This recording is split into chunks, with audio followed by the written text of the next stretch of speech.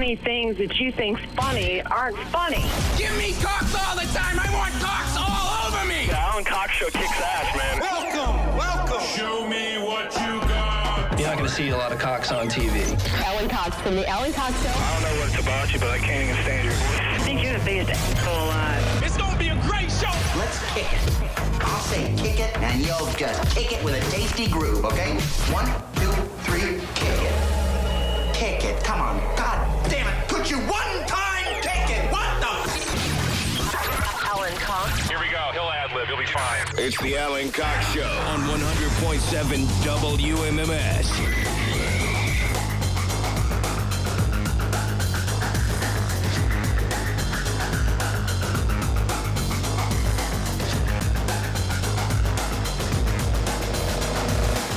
Oh, it's going to be another day. I can already tell. It's going to be another, well, not a day, because I only have a little bit of real estate here on the Buzzard, but it's going to be another, how long's the show? 4 hours and some change. It's be another, man, I'm going to say 22 minutes of broadcast excellence.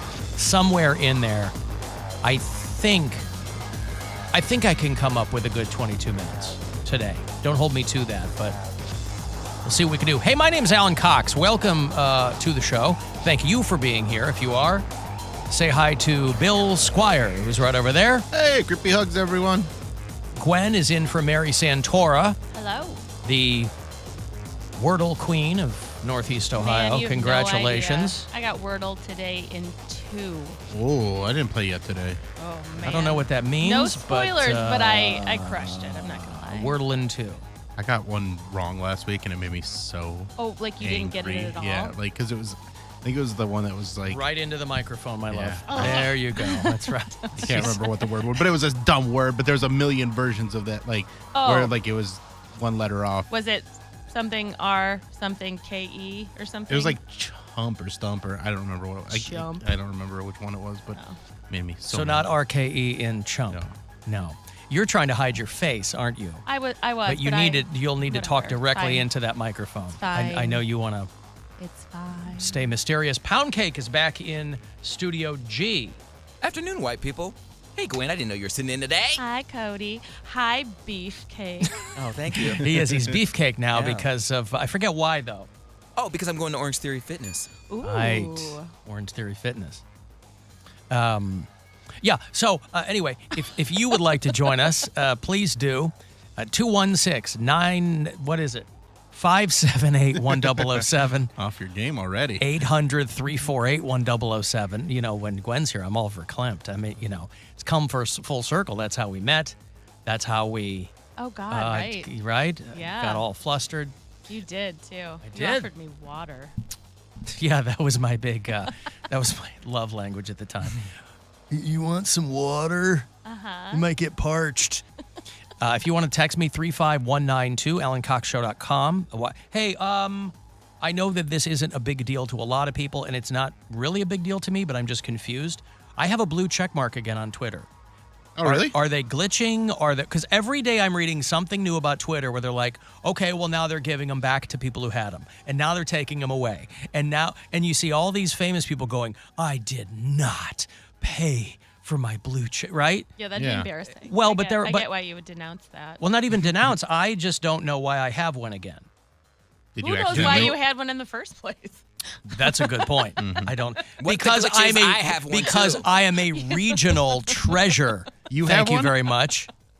You have a blue check, Cody? No, I'm saying the glitch would be if I had one. Oh. So I'm going to go see if I have one. I'm like, oh, wow, they're really glitching out. No, I don't have one. I am a local treasure. I mean, by any account. But I wondered if we all got ours back. Did you sleep, like, no, I didn't get mine back. I slept on my shoulder weird. Could that Me be too. yeah. I thought maybe you, like, sleep subscribed to Twitter Blue, like in your sleep. sleep subscribed? If Yeah. you're say that fast. Sleep subscribing? subscribing? How would I find that out if I sleep? How would I found that out? How would I found that out How if I would I? slept subscribed? Check to see if you got charged. If you got charged, then you'll know you. Sleep subscribed. Boy, that is a conspiracy You theory. have to log into OnlyFans too. And Well, see if you because- sleep subscribe. Because to I that. because there people were writing articles about celebrities who were adamant, like making a public point. Because it's ridiculous. Well, but they're also not getting off Twitter. So I think it's really ridiculous for these people to be like, I love Patton Oswalt, but he was like livid. I did not pay for it.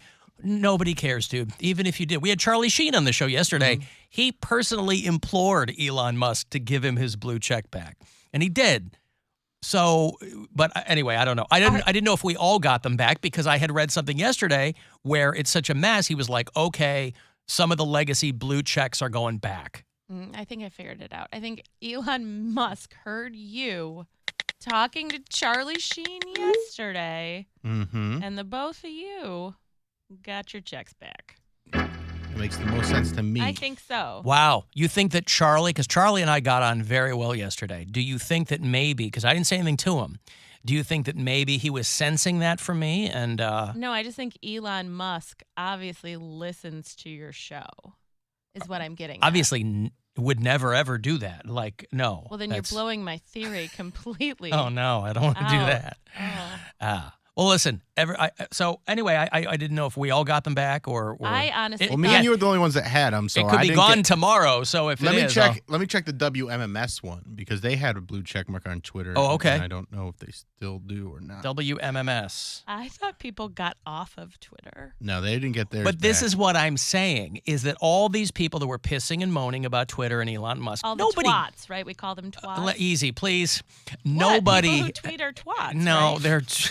What did I say? I don't know what they're called. They're not called that. They're not? No, they're not.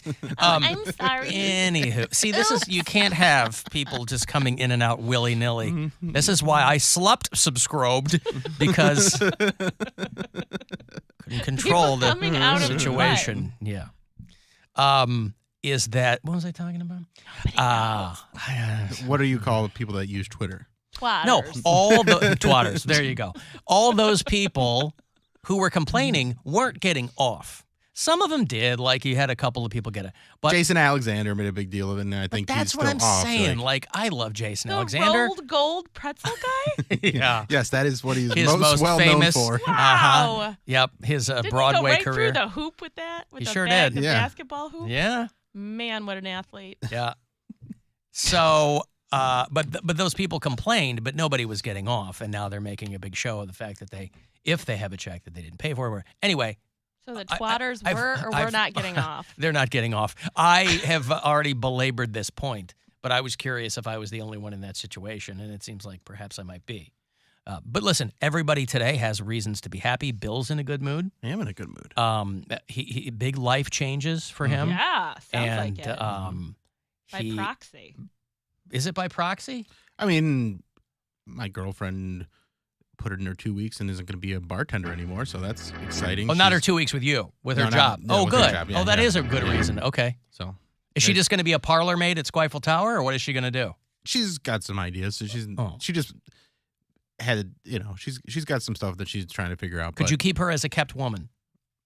Could she be your house girl? I know that's kind of anachronistic. You don't say things like that. Well, that's why I opened with parlor maid. Yeah, it sounds like you when you say things like that, it sounds like you use Twitter. Yeah, if you know what I mean. Definitely a Could you? You twat. Could she be your? How about she's her own person and has no? I didn't say she wasn't. How do we know she wouldn't want to do something like that? She go, look, she's. Have you met Bill? In the service industry, right? And they're that's the whole point is she wants to get out of the service industry. Ah. So she's moving into a different direction. All right. So congratulations. They celebrated their 1-year anniversary. You did? Yep. Oh, did you buy her something made out of paper? Oh, so we're not married. It's an anniversary gift. Yeah. It's so not is that a no? It was a me- yes or no question. I mean, I bought her shoes that had paper. They're wrapped in paper. Mm-hmm. So there you go. There it is. There you go. All right. He hand drew her a card, I imagine. Oh, okay. Colored pencils. Maybe he hand drew her a bag. Oh, yeah. That's something that a parlor mister might do for his lady. Mister. I don't know what. All right, I've got to take a break here. We're going to talk to comedian actor John Michael Higgins a little bit later on. I always like catching up with him. He is hosting a brand new show over on GSN. That's a game show network for you uninitiated. It's called Split Second. We'll get to Guardians tickets for you. Going to hook you up for that Floggy Molly show, whatever else you want. 35192 if you want to text, and we'll be back. The Alan Cox Show. On our free iHeartRadio app and your favorite smart device. Just tell it to play the Alan Cox Show on iHeartRadio. Hey, it's Alan. Finally time for the NBA playoffs, and you can get in on all the action right from the first tip-off with FanDuel. And right now, every customer can get a no-sweat same-game parlay every weekend when you bet the NBA playoffs. Just place a 3+ leg same-game parlay or a same-game parlay plus on any NBA playoff game, and you get bonus bets back if you don't win. I love FanDuel. I'll check it every morning. There's great promotions every day. Don't miss the boosts. It's super safe, secure, couldn't be easier to use. You can get paid instantly, by the way, on your bets. And there's no better place to bet all the playoff action than America's #1 sportsbook. So sign up now, FanDuel.com/Cox. Get the no-sweat same-game parlay every weekend of the NBA playoffs. FanDuel.com/Cox. FanDuel is the official sports betting partner of the NBA. 21 and over and present in Ohio. Bonus issued as non-withdrawable bonus bets that expire 7 days after receipt. Restrictions apply. See full terms at FanDuel.com/sportsbook. Gambling problem? Call 1-800-GAMBLER. Mr. Clean, Mr. Clean. Of course I use Mr. Clean Magic Eraser to clean tough messes off my stovetop and bathtub.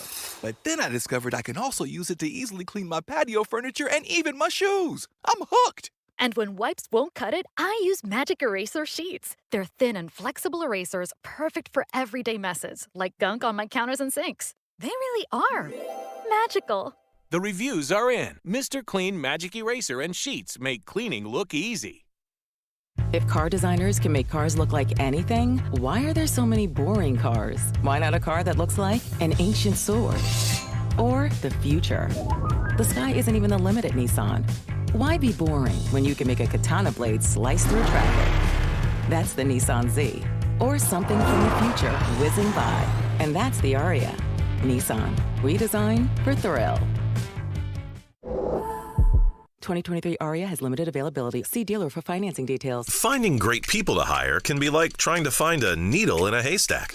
But not with ZipRecruiter. Their powerful matching technology delivers so many qualified candidates, it's like finding a needle in a needle stack. In fact, 4 out of 5 employers who post on ZipRecruiter get a quality candidate within the first day. For less hay and more needles, head to ZipRecruiter. And right now, you can try ZipRecruiter for free. That's right, free. At ZipRecruiter.com/free. That's ZipRecruiter.com/free. My friend and I are taking a trip to Mexico this year, but neither of us speak Spanish. So we downloaded Babbel and started learning Spanish fast. Want to start getting conversational in another language in as little as 3 weeks? Babbel's quick 10-minute lessons were designed by language experts to be the most efficient and effective way to learn a new language. ¿Cómo te llamas? ¿Cómo te llamas? ¿De dónde eres? ¿De dónde eres? Babbel's interactive lessons are created by real language teachers and voiced by real native speakers using a modern conversation-based method. So in no time, you can start speaking confidently about real-life topics in another language. Nosotras vamos a México en 2 días y ahora hablamos español. Gracias, Babbel. Sí, muchas gracias. Babbel, language for life. Celebrating 10 million subscriptions sold. Now try Babbel for free at Babbel.com.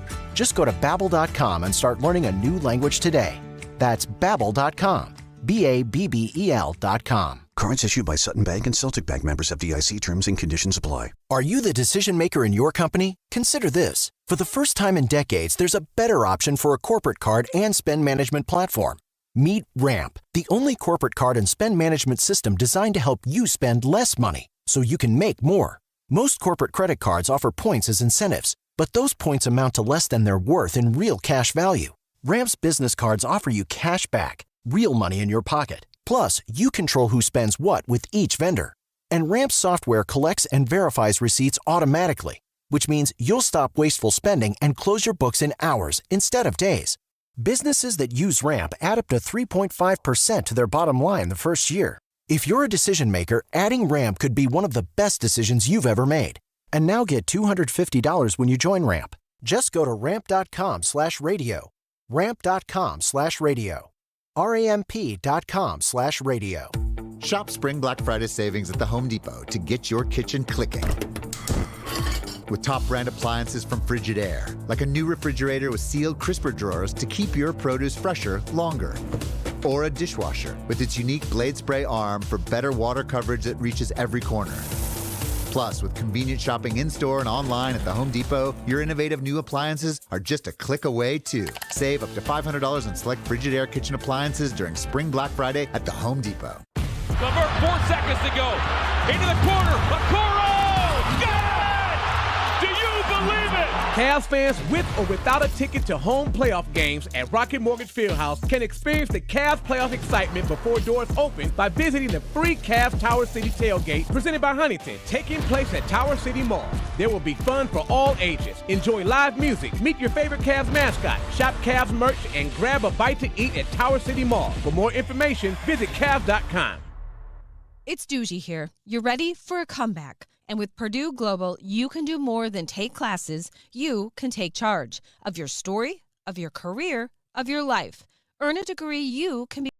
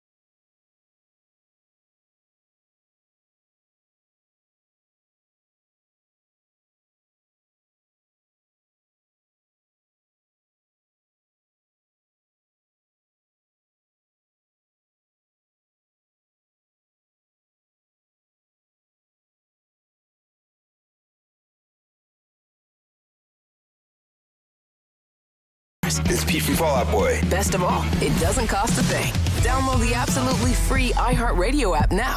Grab a pen right now and jot down this number. 14. Thanks. I didn't want to forget that. Now back to the Alan Cox Show. On 100.7 WMMS.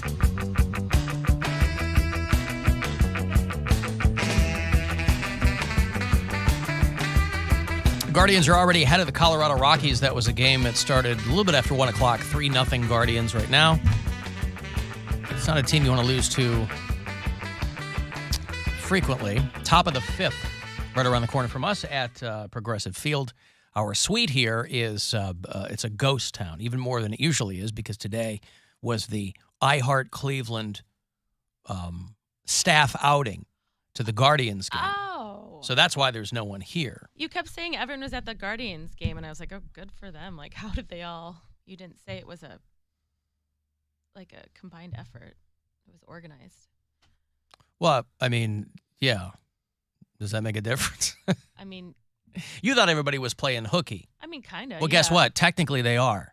Except us. Are we, Bill, playing hook? Did you go, by the way? No, I did not go. Oh, I was going to say. I was going to go, but I just got busy doing other things. And by the time I was about ready to, it was already 1 o'clock. So I'm like, I'm not going to worry about it. Well, 3-0 top of the 5th right now. Yay. You will hear the Cavaliers in their must-win situation tonight back here at home over at the Romo Fijo. You'll hear that here on MMS tonight. That is a 7 o'clock tip-off.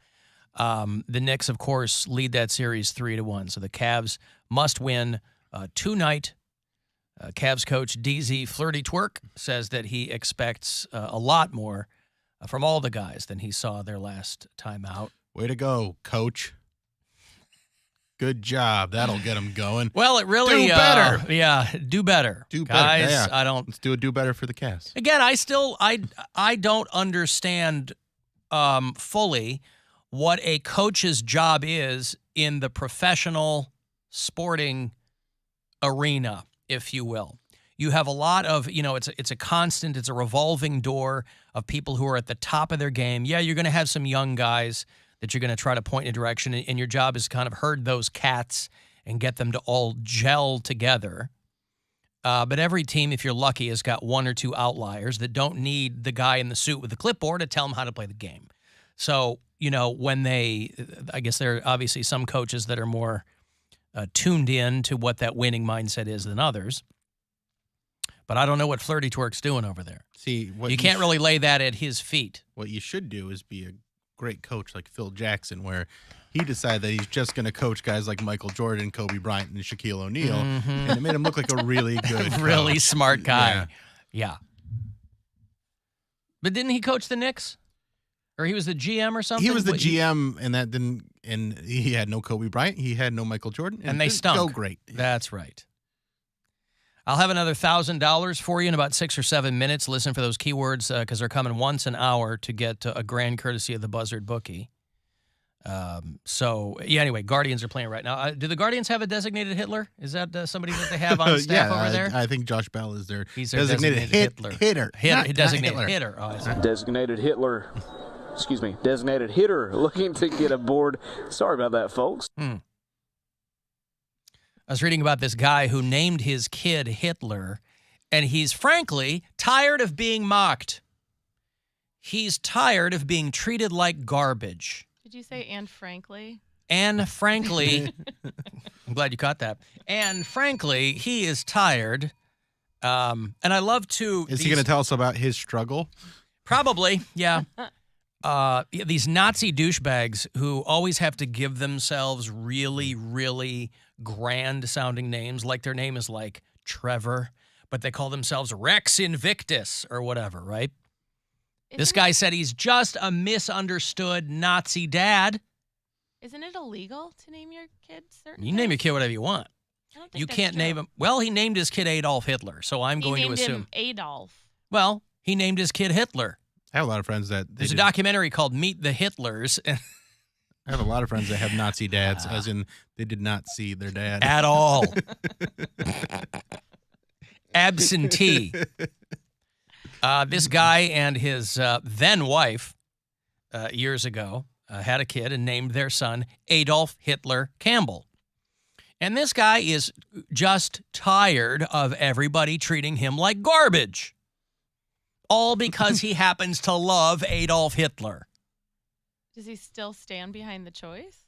He says a person makes a person, a name doesn't. And so yeah, but if you are... The reason that name is a thing is because you love Hitler. Yes, you like what he was kind all of tells you who the about. person is. Mm-hmm. And people go, oh, I don't think I like you because of how much you love Hitler. So this guy's whining about people treating him poorly. And this is every right-wing nut out there is, I have the right to hate people openly and freely.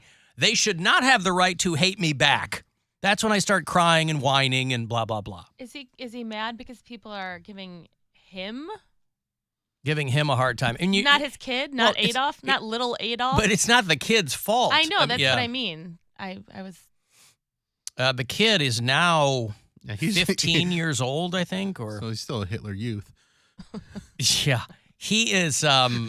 this guy got into the public sphere years ago because he made a big show of the fact that a local supermarket wouldn't do a birthday cake with his kid's name on it. I remember right? that. Yeah. So you give your kid this ridiculous name that's going to give him a scarlet letter for the rest of his life, or at least until he's old enough to change it legally, which he most certainly will. And everyone else is supposed to accommodate that ridiculous situation. He has 3 other kids that he named Joycelyn Aryan Nation Campbell. Stop it. Heinrich Hans Campbell, named after, of course, Himmler, Hitler's right-hand man. I always thought that was really suspicious that Hitler's right-hand man, his right-hand man was named Himmler. Like Hitler and Himmler, like come on. It sounds like a cartoon. They're cousins, identical cousins. So he's still in the middle of a custody battle, I guess, with, he said, I don't see what the big problem is. I believe whites should live with whites and blacks with blacks and blah, blah, blah. Listen, there's a lot of people who think that. So that's not the part that sets you apart. It's just a lot of people who believe that aren't naming their kids Adolf Hitler. My dad had an uncle whose first name was Adolf. Yeah. And then when he enlisted for World War II, he obviously didn't want to go as Adolf. So he changed his name to Cadillac, which is the most American sounding. So his Uncle Cadillac. That's incredible. That's an amazing, That's the a great coolest story name. ever? Yeah. It's way better than being change your name to Chevy Aveo. Please call me Cadillac. That is the most American thing I can think of. Listen, the name Adolf, that Hitler guy really ruined it. I mean, there were a lot of guys, German immigrants, obviously named Adolf. When I would go to my grandmother's parish when I was a little kid, there were Adolfs as far as the eye can see. It was largely like a German Catholic parish. A lot of old guys named Adolf. But if you're, it's a fine name. The first name. As long as it isn't followed by Hitler, which is what this guy really liked. I think that they should just go by Dolph. Dolph. Yeah, I mean, Dolph's Dolph Lundgren is. Yeah. Is he an Adolf? I don't know. Or is it short for dolphin? Because I was thinking dolphin. Probably dolphin. Yeah. Okay. Yeah. Dolphin Lundgren. My parents are really into mammals, and his name is Hans Lundgren. I don't know why he went by Dolph. But I remember there was an actor many, many years ago named Dolph Sweet. He was on a show called Gimme a Break with Nell Carter. This was in the 80s. He was the crusty dad. And, I mean, he already was dead in the mid-'80s, but his name was Adolf. And he was a star of stage and screen. But there were a lot of those guys born in the turn of the century, right? Before Hitler came, where they were like, Adolf is a beautiful name, and we love our small child, and let's name him that. I'm pretty sure. So this kid is literally a designated Hitler. That's what they gave him. Designated hitter looking to get aboard. Sorry about that, folks. I'm pretty sure no one is naming their child Karen. Yeah, well, that has absolutely Right. fallen by the wayside. Right. Which kind of sucks because Karen, I think, is a lovely name. Right. I dated a Karen, many, many years ago. That poor girl from the Cake song has to change her name back to Kitty. She's changing her name from Kitty to Karen. Yeah. She's driving a white Chrysler LeBaron. Those are How hard to could you find, not too. love that terrible band? That's so great. Holy cow. Well, they're coming back to Cleveland. Go see Cake this fall. The designated Hitlers are opening for them, too, so it's on that, I don't know. So this guy is letting everybody know, I have had enough. I am tired of being treated like garbage just because I named my kid Adolf Hitler. I'm going to draw attention to myself for doing something terrible again. But think about what an utter waste you have made of your life. What an utter lack of charisma and identity you have when your entire identity is tied up in Adolf Hitler. Like, there are plenty of other people you go, there's modern analogs to Hitler. Not to that magnitude. He's always going to be the OG. But there are all kinds of modern guys you could be like, I like that guy over there. He's all, like Tucker Carl. This is my new son, Tucker Carlson, right here. How do you like that? But for those of you who haven't seen Meet the Hitlers, which is an actual documentary, that's this guy in there. I wonder if it has like a jaunty intro to the documentary. Like the Brady Bunch. Or if it's really somber. I wonder if it's of a bunch of Hitlers. A guy named Hitler. Wasn't the Hitler sitcom from the 90s or like late 80s? It's on YouTube. That's My Hitler? I don't know. There was Hogan's thing. Heroes in the 50s. No, there was like a Hitler show. Springtime for Hitler? It's on YouTube. Heil, Honey, I'm Home? Yeah, I think that's what it was.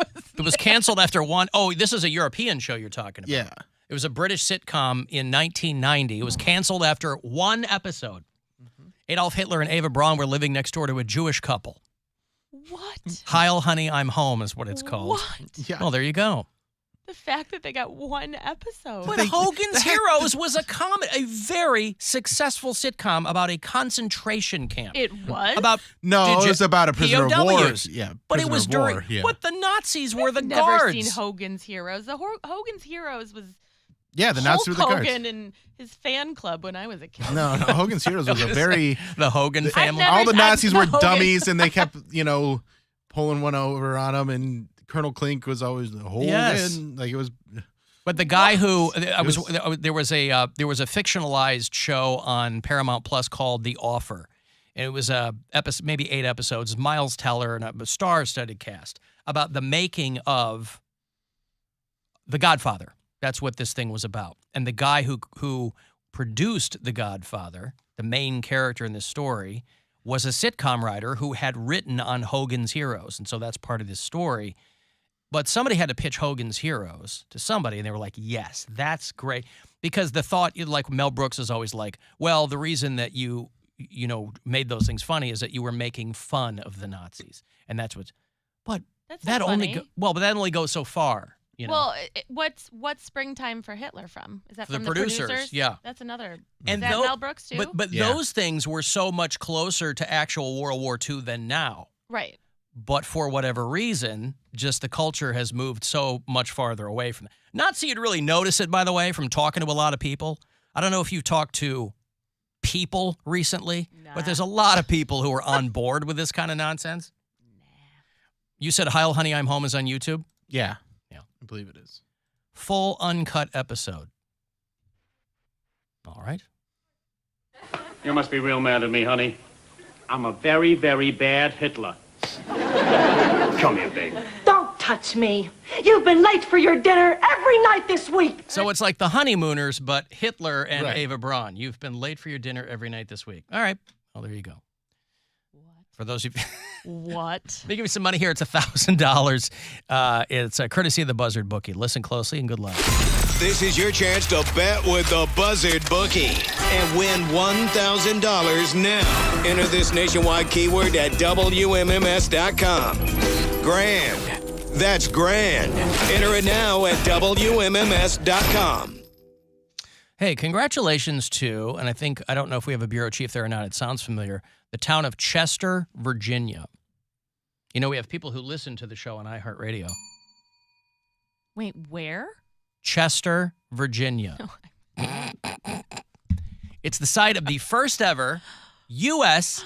Lego factory. What? Going to start making Lego right here in these United States.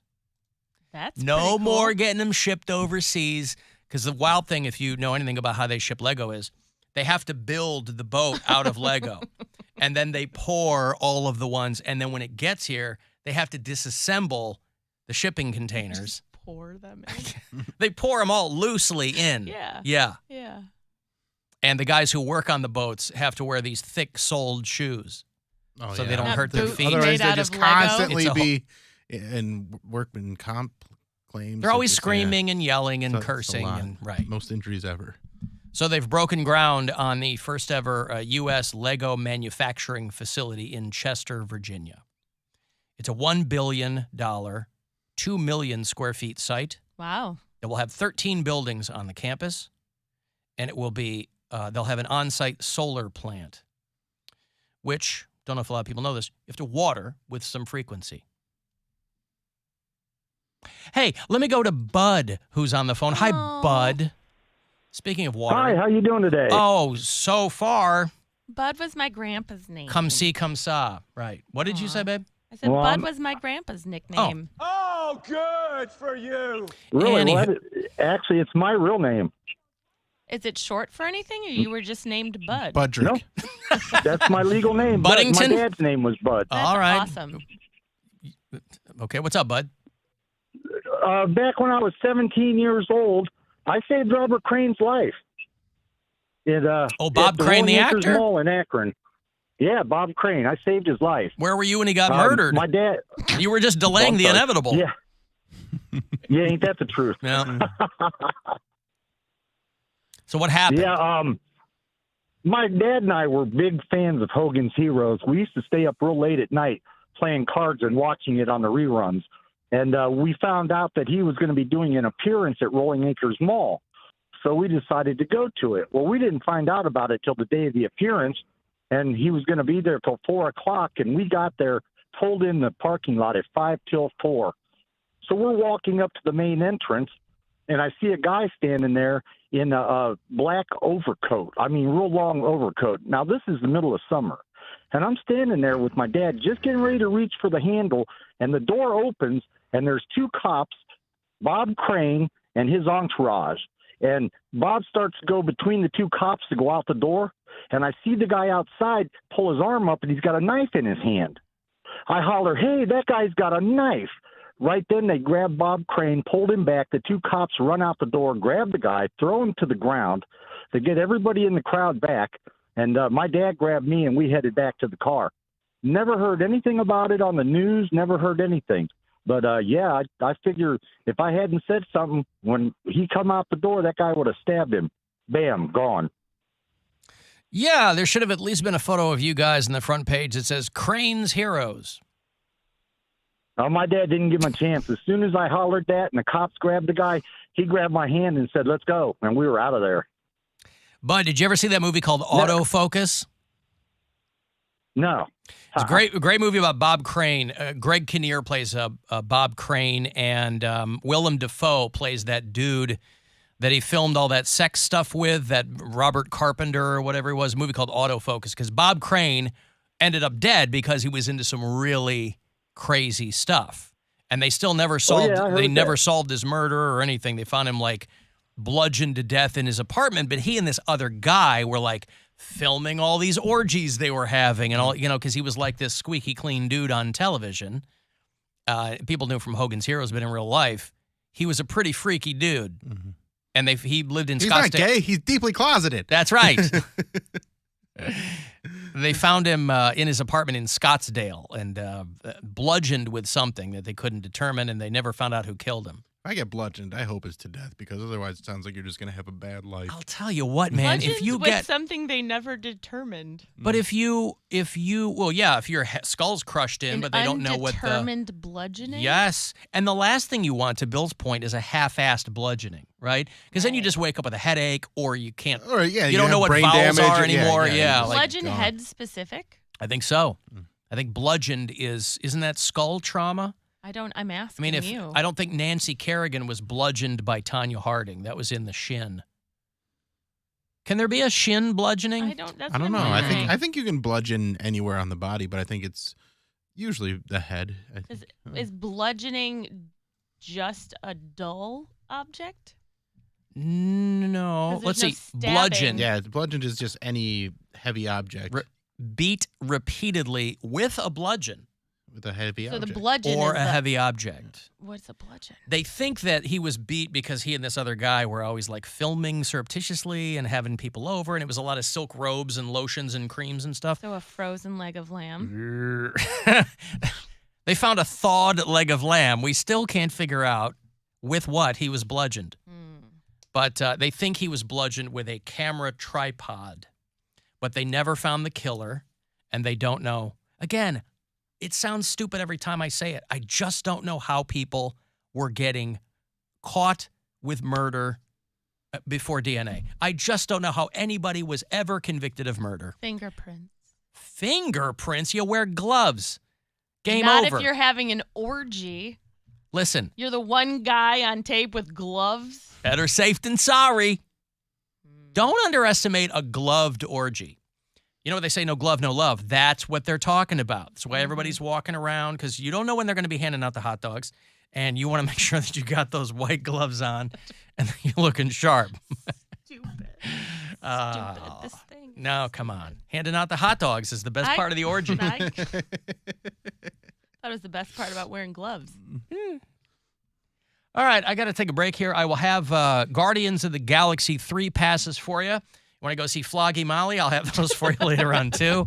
And get some Guardians tickets on deck. We'll talk to actor-comedian John Michael Higgins a little bit later on, too. If you want to text 35192, and we'll be back. It's the Alan Cox Show on 100.7 WMMS. And everywhere you go on our free iHeartRadio app. Rover's Morning Glory. Jeffrey, you spend a lot of money on these expensive K-Cups. Why not just brew an entire pot? Well, the thing about,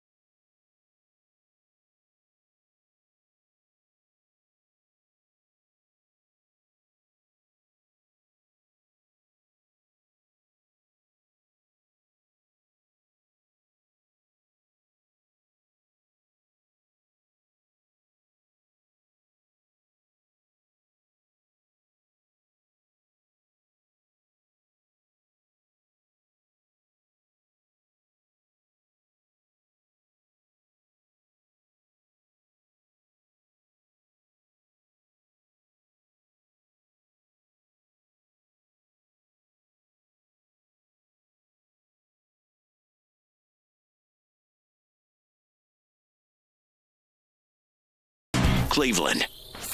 It's time to give stuff away. Alan Cox gives stuff away. I want to go see Guardians of the Galaxy 3. It is going to open everywhere next Friday. That is May the 5th. Friday, May 5. It opens in theaters everywhere. We are going to do an advanced screening of it a couple of nights before. Wednesday, May 3rd, out at Cinemark Valley View.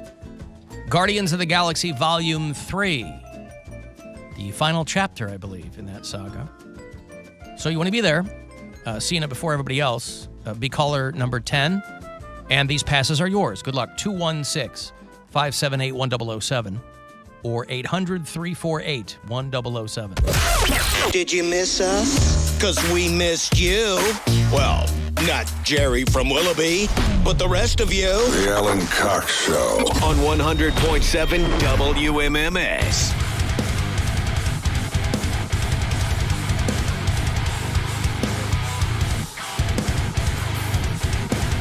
This might be something good to play on Saturday night. A band called Invisions. You know, we do 2 hours of metal here now on The Buzzard. Brand new metal show is called 2 Hours to Midnight, as the name implies. It's Saturday, 10 to midnight. When there is... Last week got all jammed up because of the rain delay Guardians game, but this Saturday night it should be smooth sailing. It's me, it's Corey Roddick, it's Pat Butler. 2 hours of nothing but metal. It is stuff that we want to play and for you guys. Things that you suggest, a lot of local music that we play. So this Saturday night at 10 o'clock, we'll roll the next 2 hours out for you. Anything you want to submit, whether it's your band or just a request, to htm@wmms.com with email. We're going to play some classic Slayer. Going to play local music from Adrift on River Styx. Play some classic Priest. Ministry to get ready for their show next week at the Agora. Next weekend is a big weekend for shows at Casa Cox. There's Ministry on Friday night. There's Spirit Box on Saturday night. It's going to be a great, great weekend. What? I forgot. You're going to go with me to all of it. I haven't arranged childcare. Nevertheless. Take her with you.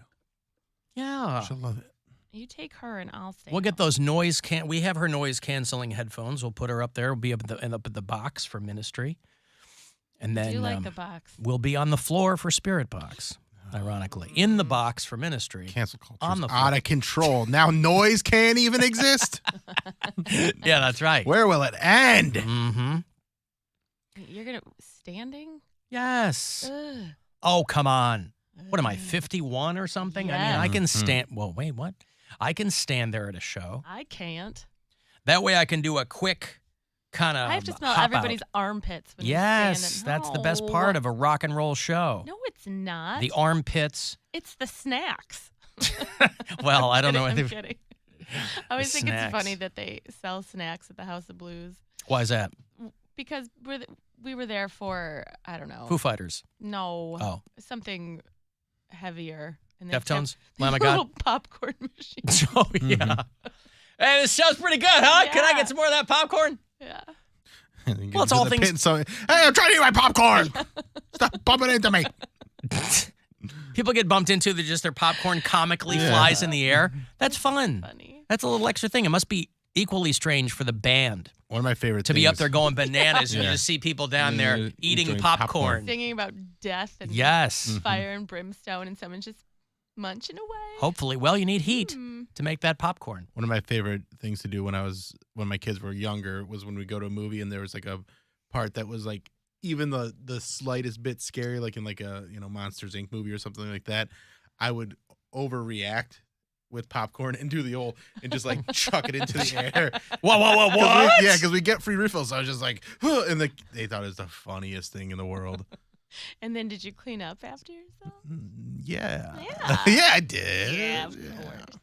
Cleaned all of it up. Uh-huh. Cavaliers. I ate it all too. I didn't even waste it. Cavs tonight on MMS. They have to win tonight to stay in the playoffs. The Cavs are down. They've only won one game. So Knicks Cavs here at home. The Romo Fijo, 7 o'clock is the tip-off. Here live on MMS, 6:30, right after we roll out, is when that pregame coverage begins. Where have you been? Cleveland. For God's sakes, Lemon, we'd all like to flee to the Cleve and club up down at the flats and have lunch with Little Richard, but we fight those urges because we have responsibilities. Mm-hmm. We'd all like to get to the Cleve.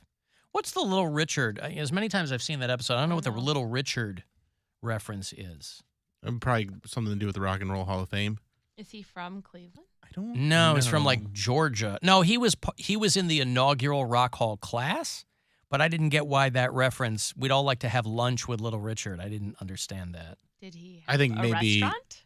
I think it's. I don't believe so. Like go to the Rock Hall and have lunch there, maybe, where he's, Can you have lunch at the enshrined. Rock and Roll Hall of they Fame? have a little cafe there. Do they sell popcorn? A cafe, but it's like, was it like a bagel stand or something? I mean, they don't have a restaurant Yeah, they there. have a bagel stand. Well, no, because they're spending something like I haven't been there 100. in a long time, but I think they have. It's like you can get lunch, you can get sandwiches and stuff. We can get lunch anywhere. I just, because they're making a big deal. Anything can Just be trying lunch. to piece together know. this reference. I'm just saying. Not good enough, Bill. They're talking about that something like $100 million expansion of the Rock and Roll Hall of Fame. Where? Back on there on the lakefront. That whole area is trying to get developed. They're trying to build some land bridges. Yeah. It's going to be all sorts of cool stuff over there. But I have to think if they're going to do that, if they're going to do a massive Rock Hall expansion project, it would have to involve a restaurant. A 50,000 square foot addition to the building that's already there. A $100 million expansion of the Rock Hall. They should do a room called the 27 Club, and you just walk through a door and then fall right into the lake. Hey, go out there and catch your own lunch. They want to break ground this year, is what it says. The project would add offices. The project would add offices. For Little Richard? A main entrance lobby.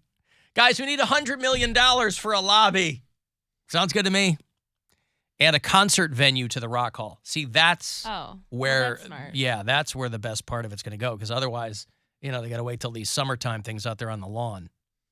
I'm just trying to think of literally which direction it would go because the Science Center is right down there. They built it out over the water. Yeah, it's going back. It's going into the lake? No, there's a harbor walkway and then a triangular green roofed addition on the west side of the building is what they're looking at there. So it would go between them and the Science Center. Yeah, obviously. Well, you used to work. You worked at the Science Center. Correct. Yeah. So you'd know Where that area. haven't you worked? You worked all over the place. What'd you do at the Science Center? I didn't know you did worked there. events. Oh. Yeah. Event planning, yeah. And then worked for the Film Commission. Well, that was before. I know, but you've worked for a lot of. You've worked for more places in Cleveland since we moved here than I Can't have. keep a job, I see. I don't want one. There's a lot of quiet quitting. There's a lot of loud quitting of No, these jobs. I had a bunch of part-time jobs after I had Nora. Right. Mm-hmm. But not anymore. Nope. Must be nice. Must be nice. Hey, being a stay-at-home mom is a full-time job. That's what they That's what say. they lie about. That's what they You say. two are ridiculous. I can't. There's a lot going on, man. I know. A lot going on. There's a lot of things to chase. We went to our daughter's elementary school art show last night. Ooh, that's and never it was, good. wow, was that loud. It's just So loud. kids running up and down the Should've hall brought and your noise screaming. canceling. Should have canceled the I noise. tried to. I stood at the end of the hall screaming at everybody who walked by. Old man. I said, calm down. I had that old-timey Carnival Barker's megaphone. It was just a giant cone. And a kid would come around the corner, and I would very unceremoniously stick it in their face. So the opening of the cone where the sound comes out would completely eclipse their tiny face. And then one by one, I'd have them in a single file line, and then as each one walked up, I would scream into their faces. And so they'd walk away dazed but quieter. And I have TLDR, I have been asked not to return because that's frowned upon to scream at second graders.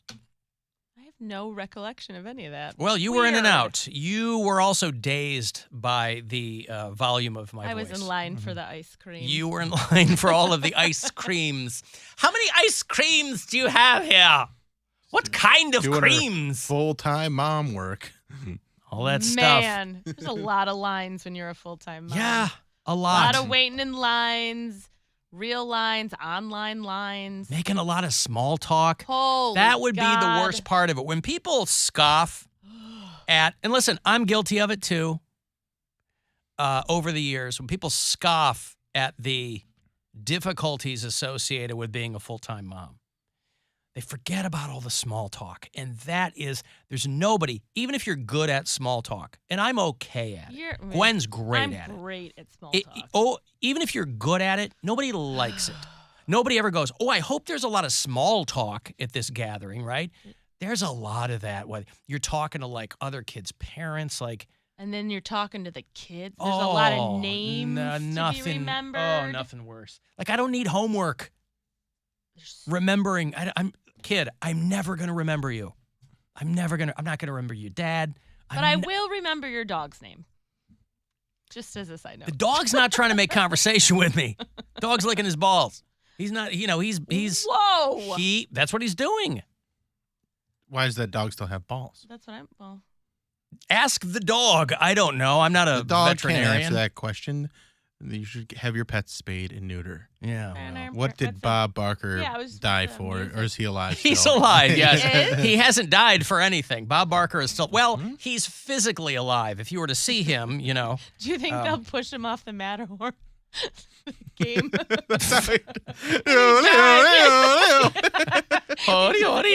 Inching. Uh-huh. Oh, that'd be funny. Yep. Yep. We'll send some we'll send some of my old morning show stickers to his estate. I have one of those in the basement. Oh, God. Bob Barker is 99 years old. He will be 100 a couple of weeks before Christmas, if he makes it. Do you guys have a celebrity death pool for the year? Do you guys do that? No, we don't do that. Not really officially. morbid. I have one in the back of my mind. You got a lot in the back of your mind. Yeah! Weirdo. I have Bam on it. I have, I did have Steve-O on it for a while, but he seems to be out of the woods. Yeah, those teeth. Well, he got all those new choppers. I I mean, know. that's if all your original ones go away. Hey, if you're willing to put money into your teeth, I think you're on the road to recovery. I think so. Yeah. I think Charlie Sheen, he was on yesterday. I think Charlie has some new teeth. Not a full grill, but he was Just missing. a couple here and there. Well, yeah, because he was missing some. He kind of had summer teeth, and I think he might have remedied that situation. That's such a sign of wealth. Like, soon as I get some money, I'm just going to have some big, stupid horse teeth. You're going to get big, stupid horse teeth? I want some huge Look veneers. how rich But you I already am. have I really huge- nice teeth. Yeah, you have nice teeth. Yeah, I have nice teeth, but I can have them even nicer because you can't just... Wait, what? But you want to get them you want ones that fit your mouth. You don't want to Why have. don't you just get yours whitened or straightened? But Are they crooked? When you get those new teeth, let me know because I want to be the one that pulls the old ones. I was going to say, it's a sign of wealth. Like, people... You think everyone who got, like, veneers had horrible teeth? No. They probably wanted them wider or bigger or, like, whatever.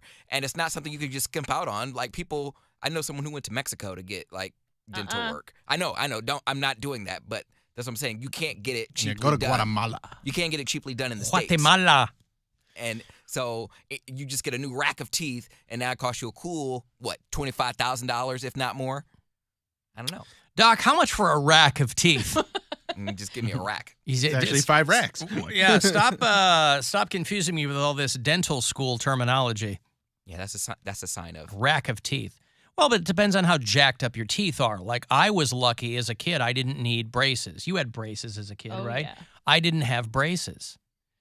Yeah, I had braces. But my son did, and our daughter probably will.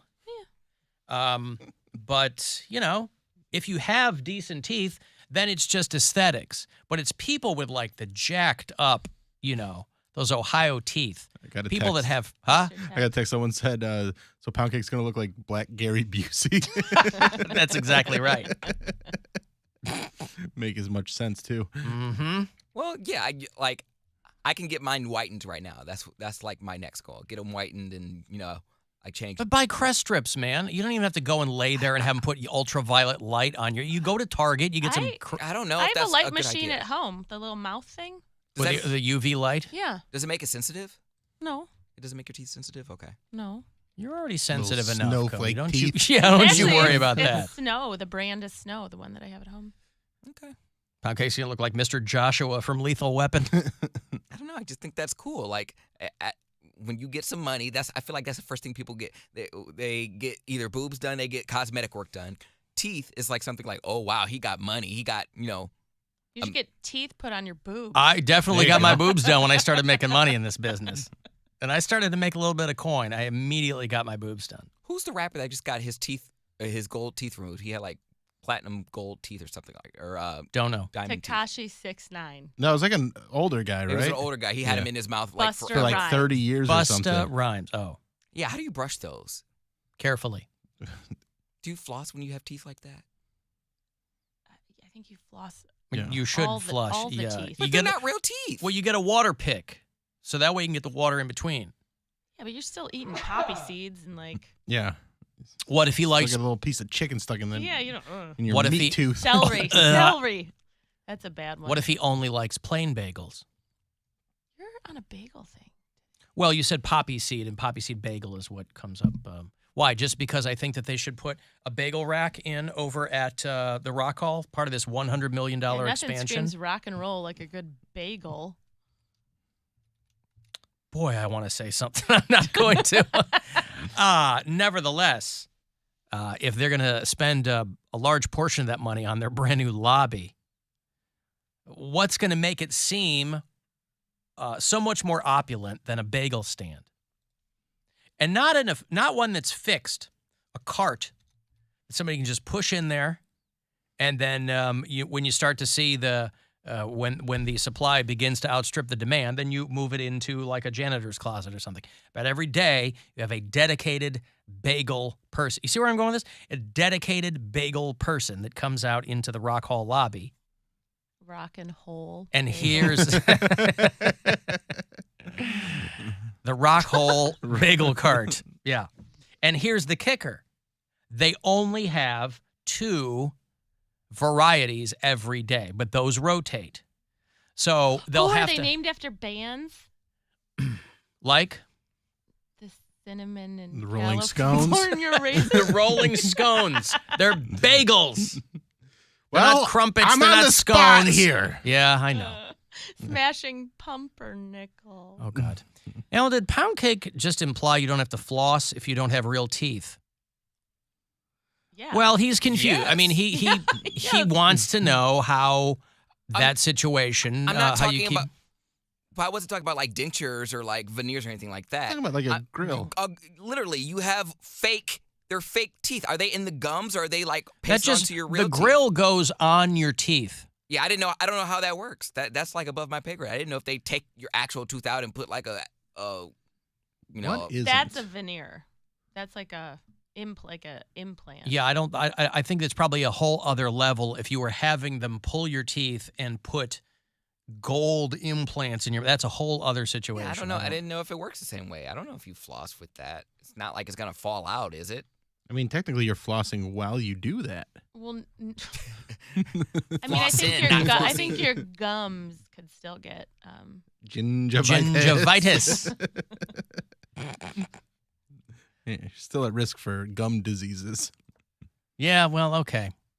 I think we've got that all figured out. Between the gold grill and the bagel situation over at the Rock and Roll Hall of Fame, I think we have solved a lot of issues that prior to this, nobody even knew existed. Anybody can solve problems that they know they have to solve. It's the solving the problems that didn't even occur to anyone. That's the sweet spot right there. You're welcome, America. Alan, you only eat a quarter bagel at a time anyway. What do you care? It's true. Good point. Yeah, but that means I get That's his version 4 of Fast times and the Furious. bagels. That's right. Yeah. I live my life a quarter bagel at a time. I'm the Dom Toretto of breakfast pastries. baked goods. It's not Baked goods. wouldn't Yeah, be you'll- a you'll pastry, house a right? pastry, Yeah, let's be I will. honest. Oh, God, a donut. You do. You take it to the face. Okay, I've got to take a break. Gwen is in for Mary today. I will have those Floggy Molly tickets for you after the break. They're coming through to do a show at Jacobs Pavilion at Nautica. So if you're a fan, we'll get you set up. We're going to talk to John Michael Higgins a little later on. We're going to play Warp Tour or Romance Novel later on. There's a rumor that the Warp Tour is coming back. So we'll set up for that. 35192, you want to text, and we'll be back. It's the Alan Cox Show. Everywhere on our free iHeartRadio app or whatever smart device you have. Just tell me to play the Alan Cox Show on iHeartRadio. From the Universal Windows Direct Weather Center, WMMS Weather. Partly to mostly sunny skies this afternoon with highs in the 40s to low 50s. Mostly clear tonight with frost overnight, lows in the 30s. For your Thursday, starting off mostly sunny with clouds increasing through the day, highs in the 50s and 60s. This report is sponsored by Buffalo Wild Wings. Buffalo Ranch. Two titans of sauce brought together in a spicy, tangy, buttery sauce super team. So good, it's not even fair. All new Buffalo Ranch for a limited time at Buffalo Wild Wings. You're gonna love this house, Sergeant Riley. Just look at these high ceilings. The upstairs is even better. City lights right from your window. Upstairs? I don't see any stairs. Oh, just strap on this harness and climb right up. Up this rock climbing wall. There's no field manual for finding the right home. But when you do, USAA Homeowners Insurance can help protect it the right way. Like saving up to 15% with our claims-free discount if you haven't filed a claim in 5 years, even if you've been with another provider. Learn more today at usaa.com/insuremyhome. Ability to receive a quote depends on membership eligibility. Membership eligibility and product restrictions apply and are subject to change. Discounts vary by location and may not be available in all states. Restrictions apply. USAA means United Services Automobile Association and its affiliates, San Antonio, Texas. For everyone looking to get into a new truck, you know what to do. Go to AutoNation Ford now and drive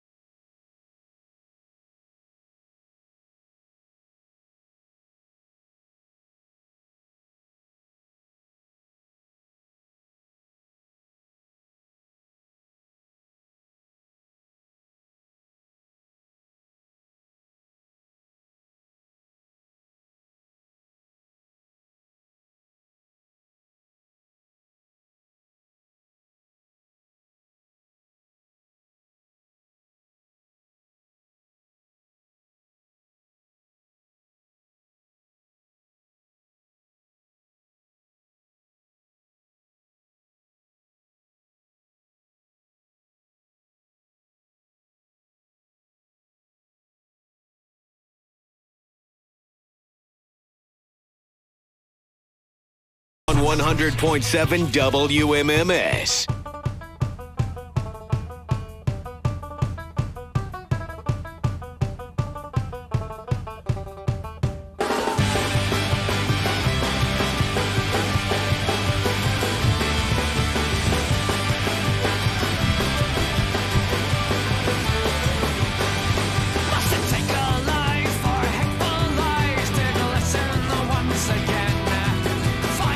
One of the first songs that my son ever learned when he was like 2 or 3, because this was in Tony Hawk Pro Skater on the Xbox. And that was your OG Xbox. We were playing that all the time when I was little. I will have another $1,000 for you here in a few minutes, 7 or 8 minutes to be precise. 3:30, listen for that next keyword. I'll have more than 6 but fewer than 10 minutes with actor John Michael Higgins. He's got a new game show he's doing over on the Game Show Network. I always like talking to him. And what else? Oh, Gwen's here. Oh. Hi. Hi. Nothing beats the time when Alan goes, "Oh, Gwen's here." Is that how I said it? At one time you said it like that. And oh, well, I was probably in cheeky, right? Yeah, but it was very funny. Well, you know. Gwen's like, "I'll leave." Like, It's not like you didn't ask me to come. I did. I know. Speaking of which, people want to know if you prefer me gloved or ungloved now. You haven't been on the show, since I got don't really snipped. want to talk about that. Well, too bad. Already talking about it. Mm-hmm. There's a learning curve. Wow. Anywho, you asked. she means that figuratively, not literally. I think that there is a transition to make. Yeah. Because for the whole of our relationship,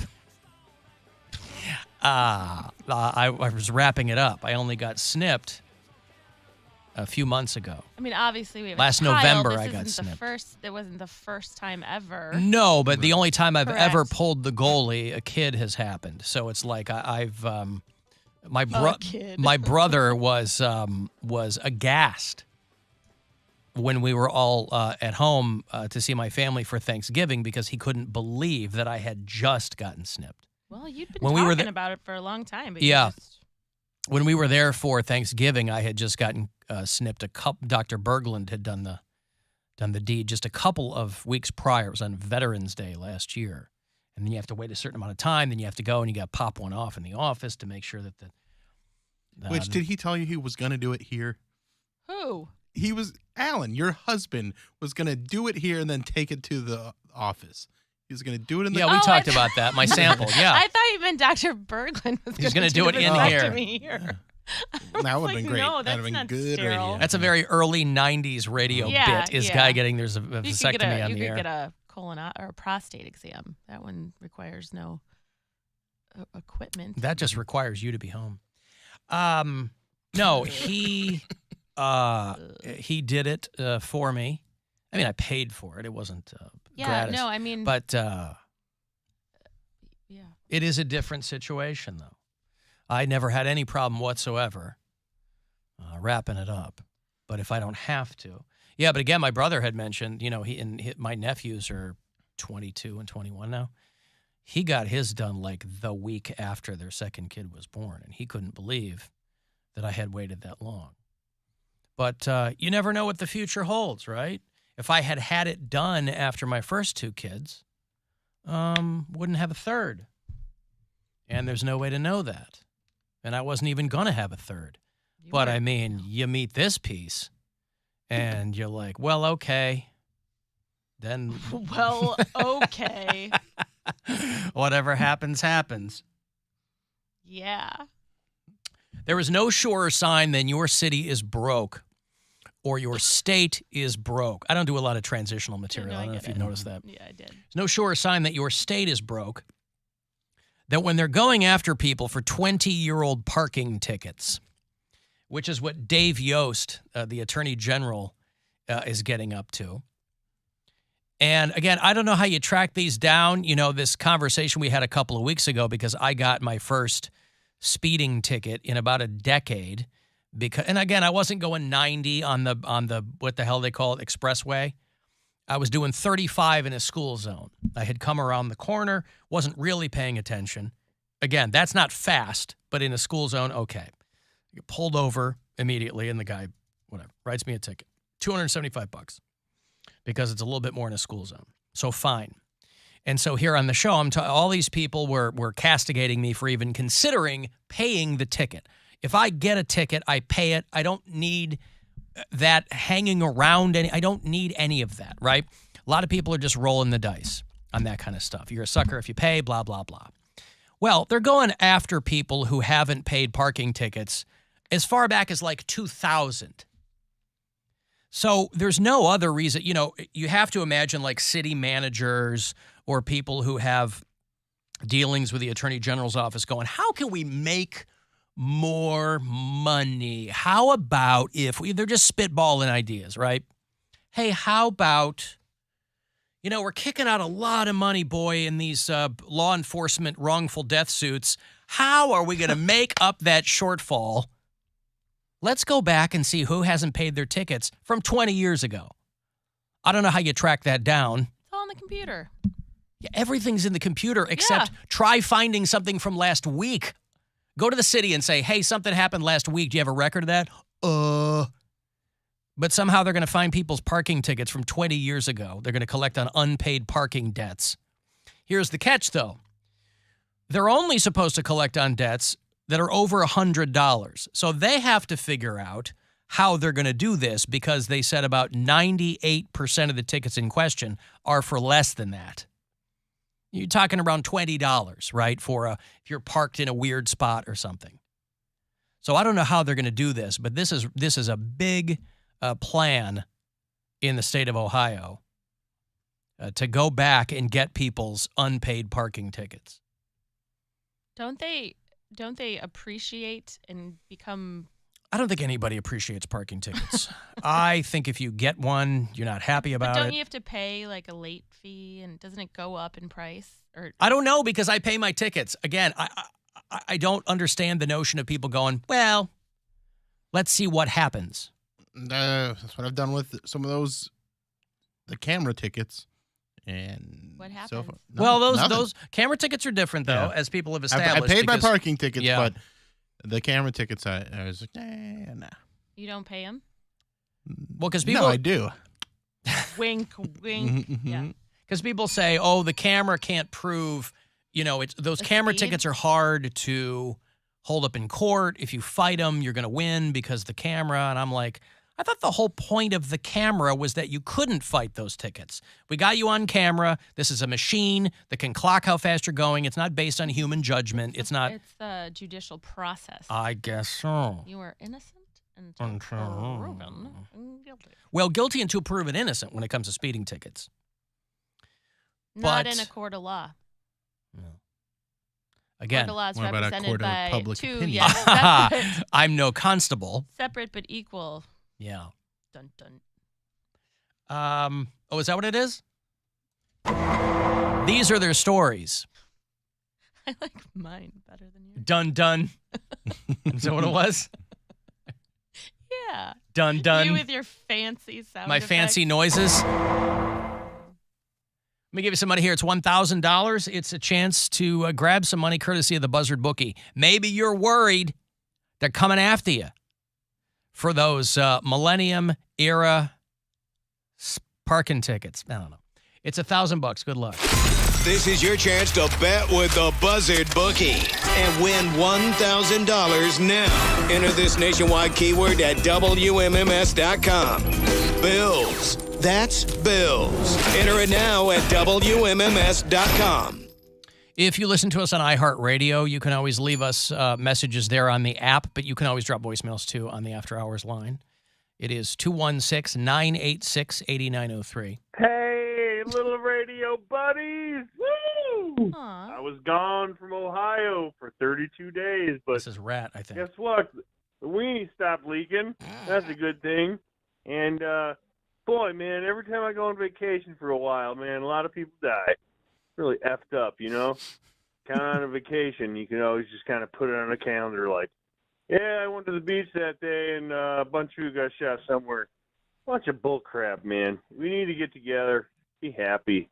Yeah, here I come. I'll try to stand outside the window and do a dance. Over and out. Mm-hmm. Little radio buddy Rat. There's Love Rat, you. who's normally outside our window doing something weird, but there you go. He loves to regale us with tales of his dripping wiener. Yeah, he sent me an email a couple weeks ago that was no fewer than 4,000 words. Oh, God, that's why Rat's so wild. When he emails, it's stream of consciousness. It's No a novel, punctuation. nothing. Yeah. But when he calls, he's perfectly lucid and, hey, here's this, and so. His email was wild. Yeah. I tried to, I'm like, I can't follow this. But he doesn't want everybody to worry. He wants everybody to be happy, and I think that's a great way to go about things. Don't worry. Be happy. There you go. Every Nailed it. little thing. Every little is gonna be alright.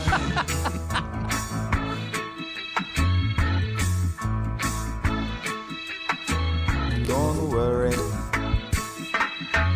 Don't worry about a thing. It's after Poundcake has a lunch of jerk chicken. He gets all, it's filled with the spirit.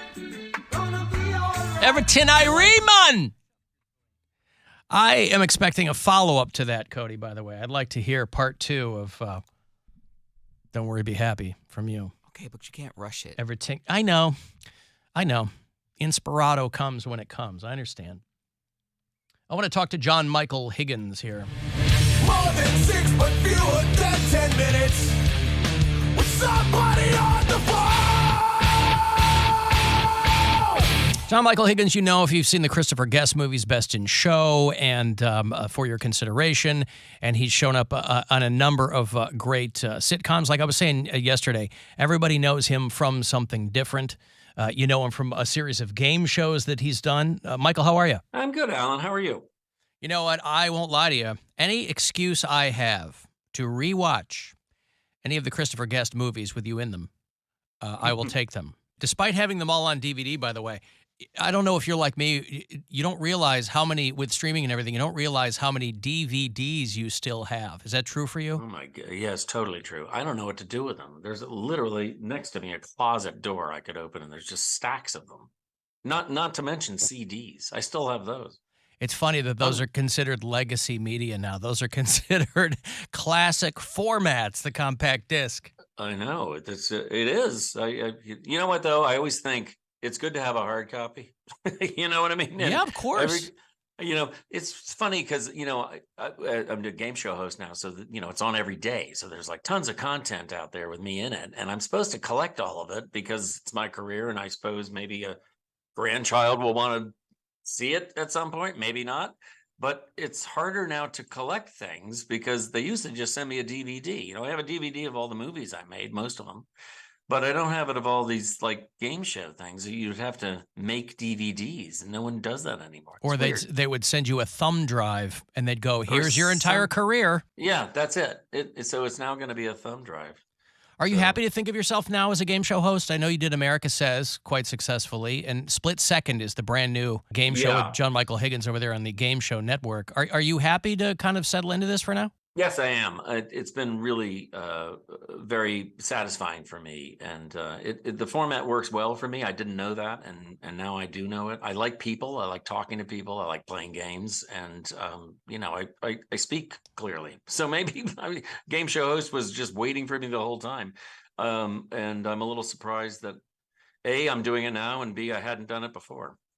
Well, it's interesting to see the trajectory of people hosting game shows, and I think by his own admission, Howie Mandel kind of broke that whole thing open with Deal or No Deal, because before that, if somebody had called you, and maybe not you, but the royal you, if somebody had called an actor or a comedian and said, "Hey, want to do a game show?" they would have hung up immediately.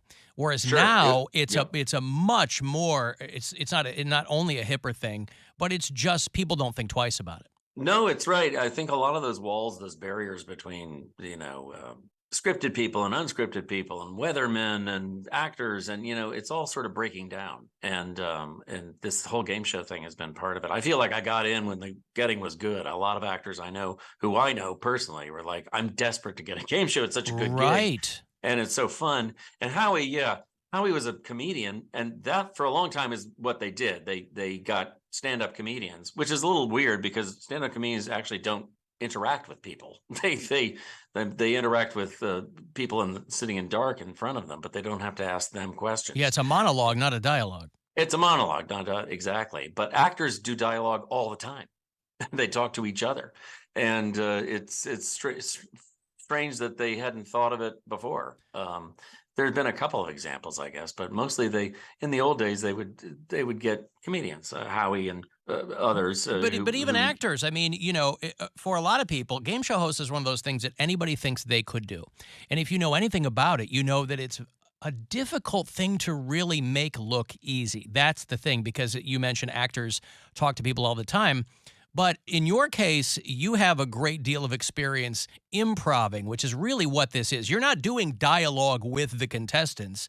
You're kind of going off. You know a couple of things about them, but you really have to be able to think on your feet. You do. You never know what the contestant is going to say. And just like an improv, you have to react in an appropriate way and in a way that's entertaining. So it's tricky. It's not the easiest job in the world. As far as the shooting schedule goes, though, on game shows, they're kind of notoriously compressed. Is that true for you? Do you do a whole bunch of them in a short period of time, and then you're kind of kicking back with a wine cooler for 6 months, or how's that work? Yeah, that's pretty much it. The wine cooler would probably have something else in it as well. But the schedule is interesting because it doesn't take up much of the year, but it takes up a lot of time when you're doing it. You work long days and you do multiple episodes. And so it's very condensed or compressed, as you said. It's like a whole year stuffed into a few months. Do you have the long, thin Monty Hall microphone? I wish. Or Gene Rayburn. I'm sorry. Gene Rayburn. Yeah. I begged for it, but they wouldn't give it to me. In both shows, I don't hold a microphone. That's just too OG. Those days are gone. I hold an iPad now. Yeah, right. The long microphones have gone the way of the compact disc and the DVD, unfortunately. And the buggy whip. Yeah, that's right. John Michael Higgins is the host of Split Second, brand new on the Game Show Network. And you're dynamite in everything. I'm still bitter about Great News not being on television anymore. Tell me about it. Yeah. That was a heartbreaker. That was a great, great show. I always like talking to you. You're fantastic, and best of luck with the show and everything else that's coming. Thank you. I'll be back. Thanks, Mike. More than 6 but fewer than 10 minutes with somebody on the phone.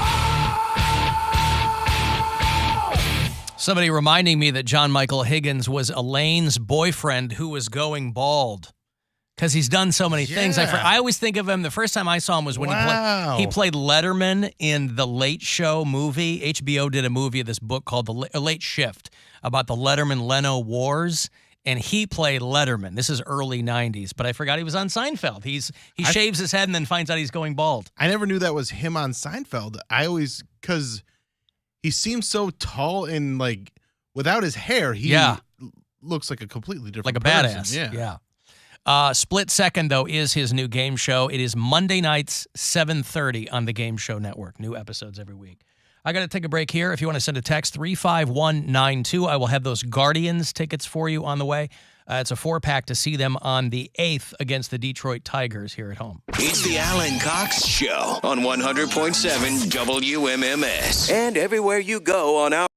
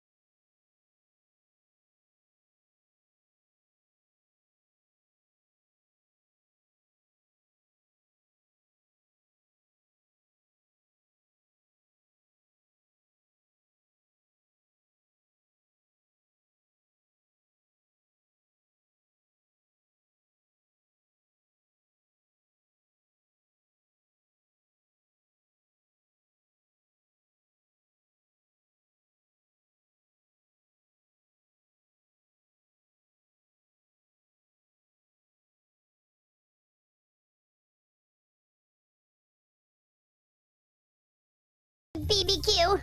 The Buzzard. The home of the Buzzard. The Buzzard. This is 100.7 WMMS. Cleveland. Giving stuff away.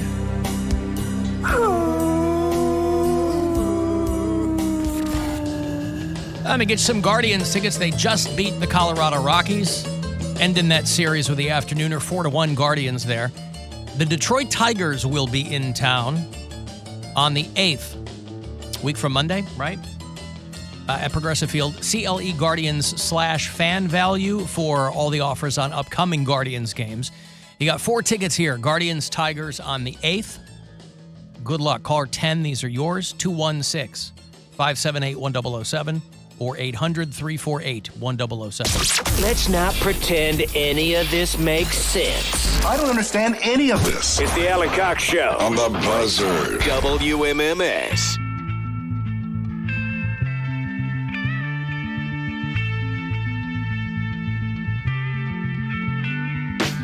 Come, my lady, come, my lady. You're my butterfly, sugar, baby. Come, my lady, come, my lady. You're my butterfly, sugar, baby. Such a sexy, pretty little thing. This paper bitch, you got me sprung with your tongue ring. And I ain't gonna lie, cause your loving gets me high. So to keep you by my side, there's nothing that I won't try. Butterflies in her eyes and her looks to kill. Time is passing, I'm asking, could this be real? Cause I can't sleep, I can't hold. How old were you when this was out? What year did it come You out? had to have been 15, 16, I don't know. 2000. It was 20? 19. No, 19. Yeah, I was 18. Crazy Town, the band.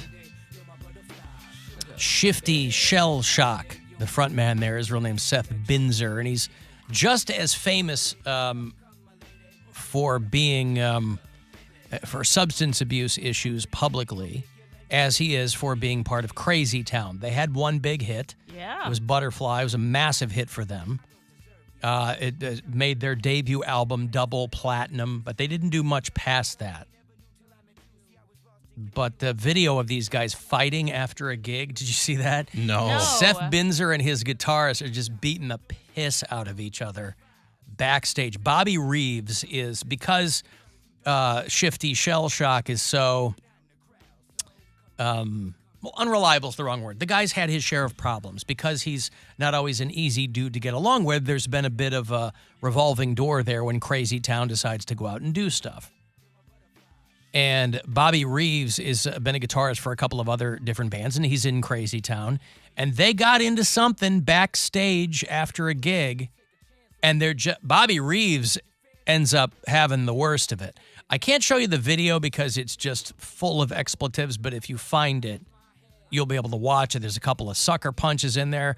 Just backstage after a show in South Carolina, they get into it about stealing money from me and blah, blah, blah. They have since said that it's all good. They're brothers, but they're like threatening each other and hurling expletives at each other. I don't have it. Okay, where's my collecting? Who gonna steal my money? I don't want to fight with you. I don't have your money, dude. You collected my guarantee. Who gave it to me? He said he gave it to me. Oh, you idiot. Just stop. I want my money. I love you. I want my money. I love you. Stop sucker punching. I never had your money, bro. Listen, it might seem silly to fight over this stuff, but these guys need every nickel they can get. So I absolutely understand why. If you think some guy's ripping you off in Crazy Town, like you're lucky to be getting whatever gigs you're getting. Yeah, I was surprised that Crazy Town had a gig. Yeah. Like yeah. Because the last time we saw him, it was when he was doing that acoustic version of it at like a Guitar Center. Yes. And it was just really. In Altadena or something. Yeah, really. And he's got that meth voice and everything. No teeth. No teeth. Yeah, It's not great. Yeah, Butterfly live from the guitar shop. Mm-hmm. From Norman's Rare Guitars, which is really, really well known, but I think he just happened to be in there. Yeah, look at him. I'll show you on the live stream here. He looks like he's like 70 years old because he doesn't really have Crazy Town teeth. had a huge hit with a tune called Butterfly. Crazy Town had a huge hit. Tune. Yeah, with a tune called Butterfly. So that's the one thing they've got. I remember working alternative radio when that song was big, and they did throw a follow-up song out, but it was nowhere near as popular as a Butterfly was. Caterpillar did not. Caterpillar. It was the prequel. Yeah, it did not hit the same way. So they're out there. They're still, The Gift of Game was the debut album that had, and it was Shifty Shellshock and a guy named Brett Mazer, who I don't even think is in the band anymore, but he was one of the first guys in that band. That's back to the teeth conversation. Mm-hmm. It is. Yep. It's not a big enough hit to get those teeth fixed. Right. Like the old Well, not guy only that, from, but Chili Peppers fans immediately recognized that that song is all Chili Peppers samples. That Chili Pepper song, Pretty Little Ditty. That's what that sample is from. So these guys were essentially like mixers and record producers who were like, hey, let's just go have a band. And sometimes that works out great. And other times... Yeah, like Garbage. That's yes. what that Other is. times you'll have a massive hit like that, but then nothing else. But I think more people probably in the years after that, more people saw him on things like Celebrity Rehab than they did with Dr. Drew. than they did on tour. No. That perked her right up. Ooh, Dr. Drew. Yeah. Celebrities struggling with drugs. Yeah. Man, there used to be great reality shows. I did watch that show a lot. People kept dying. That's why they stopped doing it. I know. Yeah, like Mike Starr from Alice in Chains. Oh, and that's awful. Heidi Fleiss or who else? China. China. Yeah, right. Joni Lore. Oh, China. She had such giant Did thighs. She die? Yeah, she did porn and then died. Yeah, she's been in dead. that order. Yes, pretty much. Yeah. Oh God, if she died and then did porn, well, you know, illegal. But why couldn't we get Crazy Town for Buzzard Fest? It's staring us in the face. That would. Oh my God! You know we announced. I'm sure fisticuffs we still could. backstage? Yes. Yeah, you totally could. This is Buzzard Fest has been on hiatus for 23 years. All right. Last time we did a Buzzard Fest, Crazy Town probably would have played it. Well, yeah. This song was massive in 2000. So Buzzard Fest 2023, the return. It's August 4th. It's live. Incubus, Bush. What? I hope it's live. It's yeah. And Filter. Can I go? Yes, of course. We're all going to be there. I wonder if Crazy Town was on anybody's radar. They could come out, do their one song, fight on stage. We could pull them apart, and then we could send them on their way. Now for our encore, we just fight. Yeah, Just like cross promotion. Let between them bum fight. Fights. Yes. I don't know. System of a Down. Poundcake could join them out there on the stage.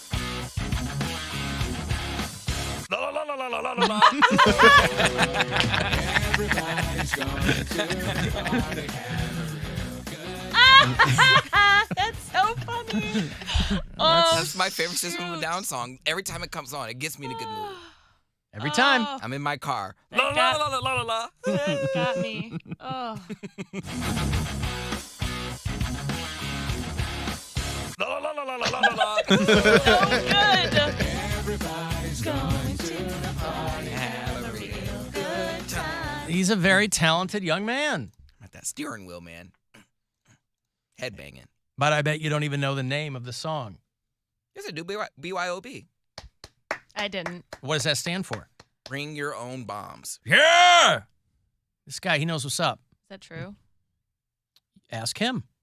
I am. I think so. I mean, I imagine, I know the BYOB is bring your own beer, but System of a Down doesn't do anything, like that. Yeah. Right. Yeah, it would be bring your own bombs. They don't drink beer. It might not be Well, they're beef. they're very It could be political. beef. Yeah. Bring your own beef. Yeah. That's how Well, I Crazy throw a Town, party. Crazy Town brought the beef backstage after. BYOB. BB. Baby burp beef. What's What, the extra Bill? B for? That's a typo. Oh. The BBBBBQ. Mm-hmm. If you want to leave us voicemails on the After Hours line, that is a great place to do it. That's the only way I'll hear them. Will someone leave me a voicemail? They will now. Sure, they will now. Great. Yep.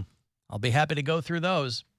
That'll be fun for you. That'll be fun for both of us. Why me? I can't It's like access Reddit in them. real time. Oh, boy. Then I am stuck up. It is. I'm too stuck up to listen to your voicemails.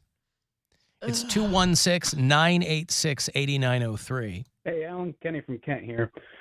I was listening to Car Talk podcast, and on episode 2281, I heard a very familiar and a very young Dick from Ohio.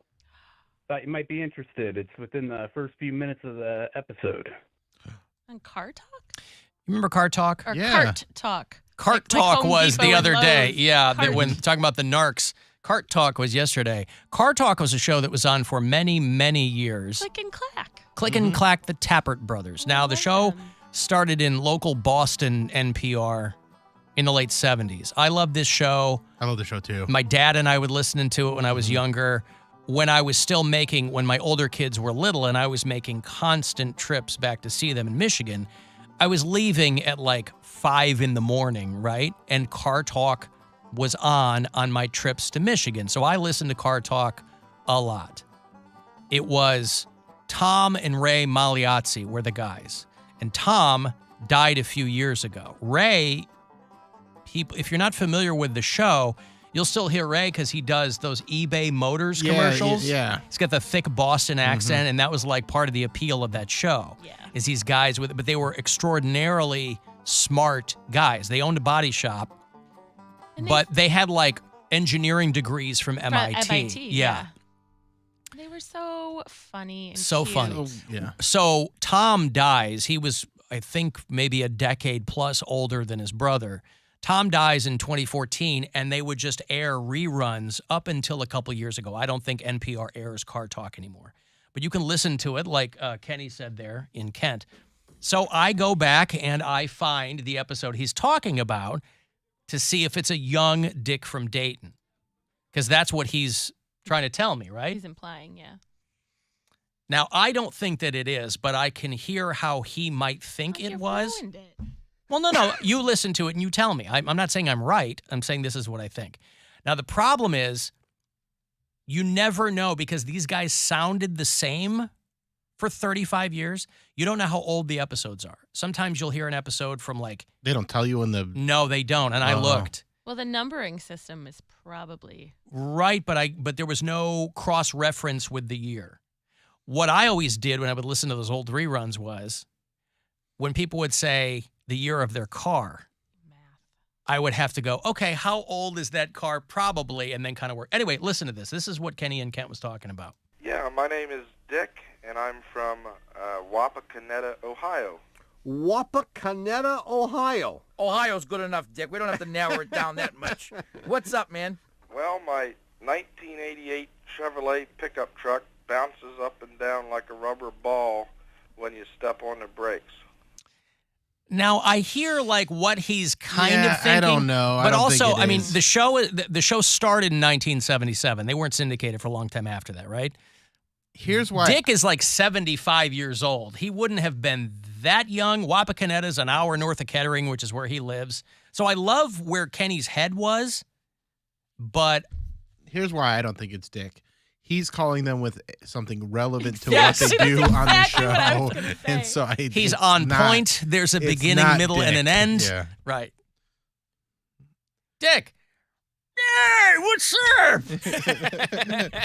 I was playing my lute.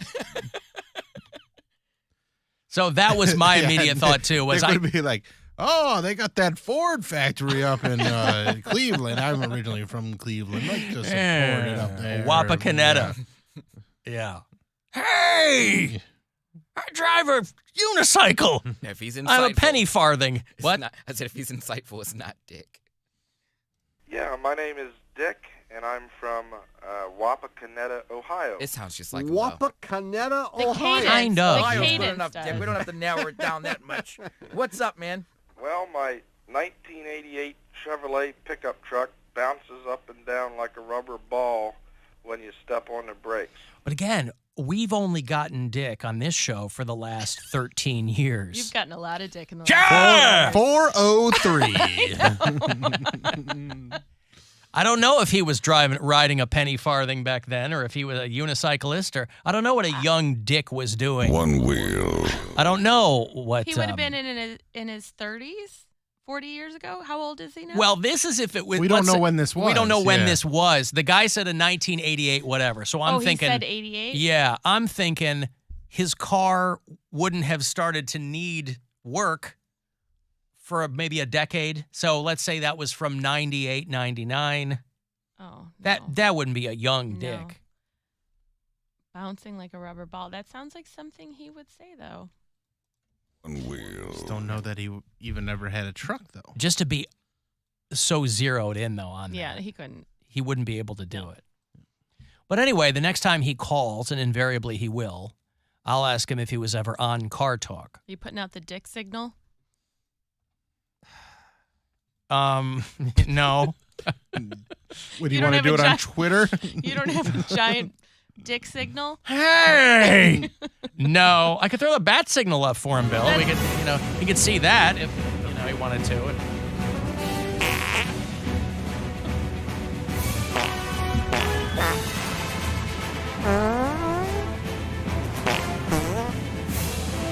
This is what pays for your house. How you like that? Pretty sure all my part-time jobs also paid for the house.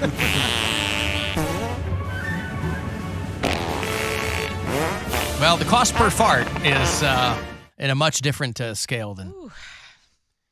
Alan just asked Dick if he ever lived in Wapakoneta or owned a bouncy car model. Hey! Alan, I was at Blossom around 2000 and Crazy Town was booed off stage. Was that Ozfest? Don't know. I think it probably It sounds the timing might work on that. Yeah. Because there's stories about them having a terrible time at Ozfest. Everybody hated them. All the other bands hated them. People, because they didn't have a rock radio hit as much. Like that crossed over to pop. Yeah. Well, like it was alternative radio. Yeah. Was what broke a Butterfly, and then after they'd been out for a while, and pop radio was like, okay, well, let's do this. Mm-hmm. But it was never on like. It's like a happy song. Yeah. Come, my lady. People at Ozfest don't want to hear happy. Yeah. They don't want to hear about your beautiful butterfly of a girlfriend. Right. Well, Caterpillar might have actually done better there. But Ozfest was also very much like the new metal bands were very represented. And so if you had a wiki DJ in the year 2000, you were going to get on one of those tours. Yeah, they weren't going to doesn't mean they liked you, though. That's right. Because they tried doing that with Eminem, too. They put him on Warped Tour, and people just didn't – that wasn't his crowd. So when he would go up and headline Warped Tour, people are just booing him. They're like, what are you doing? By the way, since there is a rumor of Warped Tour returning after a few years of hiatus, we're going to play Warped Tour band or romance novel later on. Gwen likes to play games when she's sitting in. Breaks up the monotony of hearing me talk. Soothing. Soothing. It's so soothing. I like games. I know you do. I know. Do you? You know, man, I'm just not into games, man. I like to I speak from the heart. I like euchre. I don't. I like euchre and meeker together, Kerr. Oh. First Valentine's card I ever sent. Is euchre the one with the pointy things? Or that's the card game? The pointy things? What? What's the one that... Euchre's a card game? Yeah. Euchre's a card game. What's the one with the... It's like all the points, and then you have like the little circles. Trivial Pursuit? No. That also has it's just points like an and circles. old... Man. It's a board game? Yeah. Pente? No, I love Pente. So good at Pente. Is it a card game? Is it a question game? It's a board game. Like a board game with but circles? It's an old one. Like it's just like a flat board, but then like there's just triangles, like really long triangles, all next to each other. Backgammon. Okay. Like a James Bond type thing. I just learned how to play that in the past year, and boy, does that game suck. Why did you learn to play it? Because I got a backgammon board. Because I got like one of those like multi. Did you get a free gift game ones? Yeah, somewhere? Yeah, something like that. And I was like, well, let's figure out how to play this, or we just bought it randomly. Like we just because we were like just in a game sure mood, so we're like, yeah, let's get backgammon. And we bought it, and me and my girlfriend are playing it, and I'm just like, took us a little while to figure out how to play it, and then when we did, we're like, that's it? That's the whole game? This game stinks. Backgammon is one of the oldest games in the world. That's probably why it stinks. Yeah. It goes back thousands of years. Yeah. Now, basketball. Yes, basketball goes back thousands of years, too. Yes. Hundreds even. Yep. Romans, Colosseum. Mm-hmm. The hoop was vertical. It was a vertical hoop. Yep. They had a cowhide pelota that they had to throw through that. And there were lions on the other side of that hoop. That's false. You're giving the people false information. Oh, I'm sorry. I certainly don't want to do that. No, I like euchre. Card games. I mean, Alan doesn't play. Well, that was the game that my family played when I was growing up. The only problem with euchre is, for me, is that for some reason, it never sinks in. So every time I'm asked to play, or every time I have to relearn it over and over again. Nobody wants to teach someone how to play euchre. That's precisely my point. Again. I don't want to be the guy where somebody has to show me every time. It's not worth it. But that's the game. When I was growing up, my parents, if they had people over, which was rare, it was always to play euchre. I played euchre with your parents. Yeah, I know. And I got to sit there like a dope watching. Yeah. You don't want to play? No. Why? I don't know how. I'll teach you. No, don't, because you'll have to teach me again and again. God. I don't know why. I can't figure it out. I don't like to be Way to ruin Thanksgiving, Alan! I don't like to be a burden on game night. I like to be a burden the rest of the time. Yeah, I was going to say, why stop then? But not on game night. People are there to have fun. I'll sit in the back and just creepily stare at the people that are playing. Nobody wants that either. I'll look over there. You got the left and the right bower? Hey, how many bowers do you have? Why are you saying it like that? Hey, is that a bower? I don't know how to play, so I'm going to make fun of the term. I'm not making fun of it. That's the only word I know from euchre. Bower. Hey, there's a couple of bowers right there.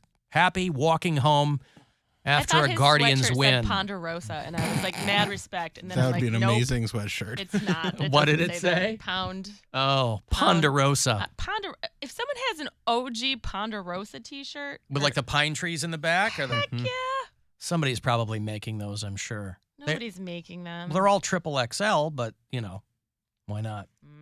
I got to take a break. I will have, you want to see Stavros Halkis? He's a funny dude. He's doing Playhouse Square this year, the Fat Rascal Tour. Get you a couple of tickets for that. Another $1,000 on the way, too. Listen for that next keyword around 4:30, courtesy of the Buzzard Bookie. It's the Alan Cox Show. On our free iHeartRadio app.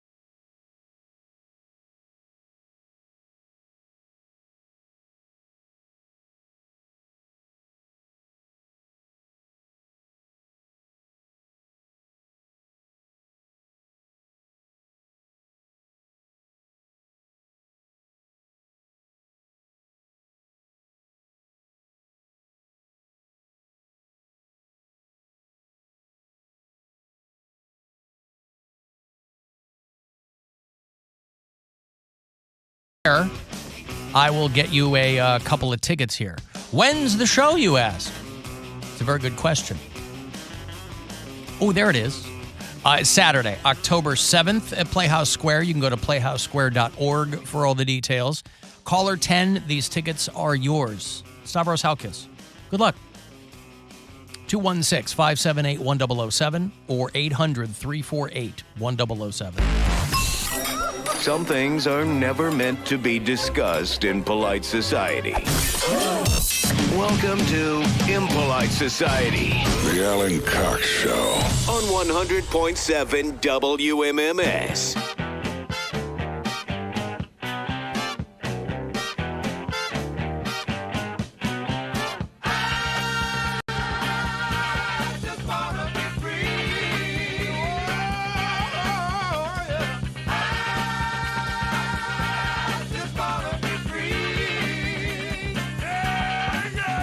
Well, you can't buy this kind of advertising for your radio station. A guy in L.A., they got like chopper footage of him, and they're still trying to figure out what the hell he was talking about. But a guy scales the radio tower for KTLA, which is a radio station and a television station. I think that's their... Well, that's the Fox affiliate. I don't know what that is out there, KTLA 5. The guy climbs all the way up. He's got a guitar. From a distance, he looks like Robert Cray. If anybody remembers the great Robert Cray. This guy's up there, and he's got a giant banner as he's sitting up there, and it says, Free Billie Eilish. And nobody knows what he's talking about. Does he have, like, free Billie Eilish stickers or something? I don't know about that, but he's up on the tower there, and which is at the top of a building, so he's on the building, and he's, I'll show you the video here. Climbed about 30 feet up on the 160-foot tower, and he had a handwritten thing, Free Billie Eilish, and he had his guitar with him. If you're watching the live stream, I'll show you this here. David, he scaled his way about a quarter of the way up the tower on top of the marquee there. He's pulled out an electric guitar. He's been playing here for the last couple of minutes, holding up a sign and shutting down traffic here on Sunset Boulevard. If you're making your way through the area, Sunset Boulevard shut down between Van Ness and Bronson Avenue. Reporting live from Air 7 HD, I'm Chris Christie, ABC 7 Eyewitness News. Chris Christie. ABC. All right. Well, no, that's the ABC reporting. He climbed up on the KTLA. Yeah, they were a little chopper there. What kind of music was he playing? It's funny. They got a little clip of it there.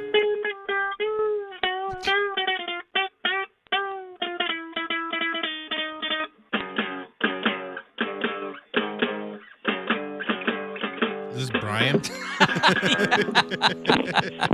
I mean, what? No, it's the guy up there on the KTLA tower. So, yeah, so he's crazy. He's just up there. He's got Free Billie Eilish on one side, and on the other side, MK Ultra sex slaves, Donald Marshall clones. All right, so it's an Illuminati thing, and anyway, he got up there. They had to shut down the traffic. And listen, if you've ever done any driving in L.A., people are really super chill when traffic gets even worse than it normally is on Sunset. They scrambled to get the big inflatable airbag underneath the tower, but they said that the guy was relatively uncooperative. Shocking. He said, I'll come down in 20 minutes. They said, okay. Okay. All right. We'll just wait right here. Hey, you get overtime. Gives us time to get some coffee. He said he'd come down in 20 more minutes. He was up there for 3 hours. He eventually came down on his own around 9:30 p.m. last night, and they arrested him with trespassing charges. And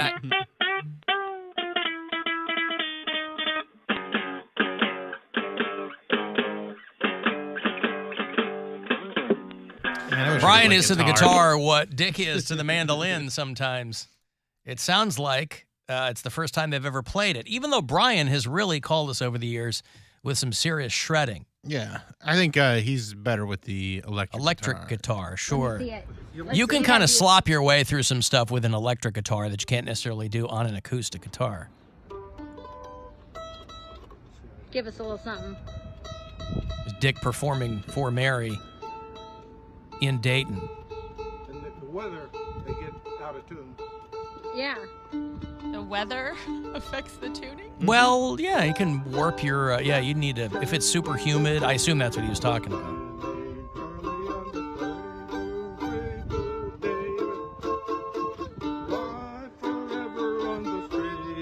Anyway, it's like a sea shanty he's doing there.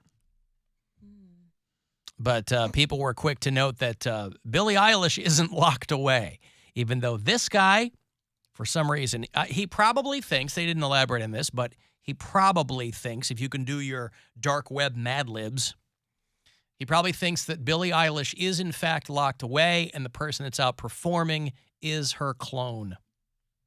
That's what I would go with. I think that's probably what he arrived at. Maybe he spelled idol wrong. Is Billy Idol trapped? No, Billy Idol's on tour. Are you sure?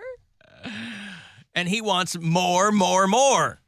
Now, I was mad because Billy Idol was doing the first ever live show at the Hoover Dam a couple of days before we went to Sedona. Had we had different travel plans, I would have loved to have seen Billy Idol at the Hoover Dam. The Hoover Dam is one of the most boring places. Poundcake went. We spent 5 minutes. Planet. Poundcake agrees with you. You didn't do the tour of the inside? No. Oh my God. But nobody thinks it's going to be exciting. Yes, but they it's do. No, Yes, they they don't. do. They think it's going to be majestic. It's a modern marvel of engineering. marvel. But Yes. they make it look majestic in all the photos because you see the water running through it. It's It like, was oh, the look at highest this. when it was dumb. constructed. It was the highest dam in the world. Who cares? It killed. It killed. Did you go with your mom? You know how many men the construction of the Hoover Dam killed? It killed Waylon Jennings in the Highwaymen song. All that for washed up drainage. Like God, that's it literally was so all. Washed up boring. drainage. Yeah, there's not You even any ungrateful water. There's son not of a even bitch. water in Nevada anymore, and they have some giant dam. So Well, they're not going to destroy it because the water's it's gone. So boring. Gwen, my Wow. mom, it was my mom's idea to go to Of course Vegas. it was. It was also my mom's idea to Yep. go to the Hoover Dam. She saw on Groupon, she was like, oh, there's a bus trip. She said, there's a bus trip that takes you to the Hoover Dam and the Grand Canyon all in one day. I said, Oh, Mom, how no. long is this trip? And she says, 9 hours. I said, I don't want to do this. Please don't make me do this. And she's like, no, it'll be fun. So we get up at like 6 a.m., right? We get up at 6 a.m. to catch this bus to go to the Hoover Dam. And on the way there, he's like, all right, so we're gonna take our first stop at the Hoover Dam, and we go through all the winding roads that you're overlooking like your death on this cliff. And they're like, all right, everyone get out. We're gonna stay here for 5 minutes. And I said, what? Like, this is it? Like, we literally got off the bus. Some people went to go pee. And What then did you expect? You have no appreciation for something the magnitude of the Hoover Dam? It took us longer to get all of us to get on the bus, to get picked up that's from our not- hotels. but that's to not go to the the Hoover point. Dam. You say magnitude like you've seen it.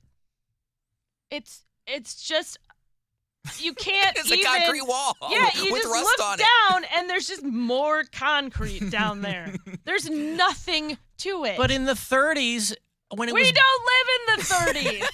What I'm saying is we didn't live when any of this history happened. I mean, You when have never been there. You do not know how boring. Look at the can-can dancers. Okay. Ooh, they were great for their time. What How Billy scandalous. Idol had any business doing putting on a concert at the Hoover Dam Well, the acoustics there are incredible. because there's no water. 5 minutes. Sound travels across. Well, that was water. long enough, right? You got to see it all. But I looked at my mom. She was like, great. And I'm like, you're trying to make it seem like this is the awesome idea. And you don't want to be wrong. So I was like, yeah, great. I think it was really sold as a bill of goods to our parents' age. Like, you have to see this dam. But we could, Okay, but it's we like could have people. seen it from- It's like people who go to Mount Rushmore.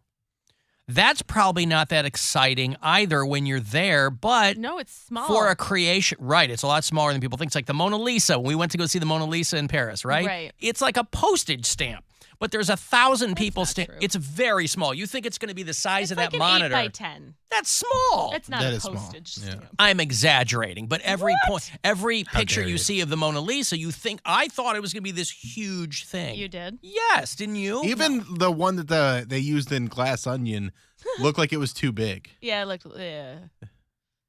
I'm just saying, to kill Waylon Jennings, all right? The least you could Did do. listen? I was a dam builder. His ghost sings about across the river deep and wide. He's happy to tell you.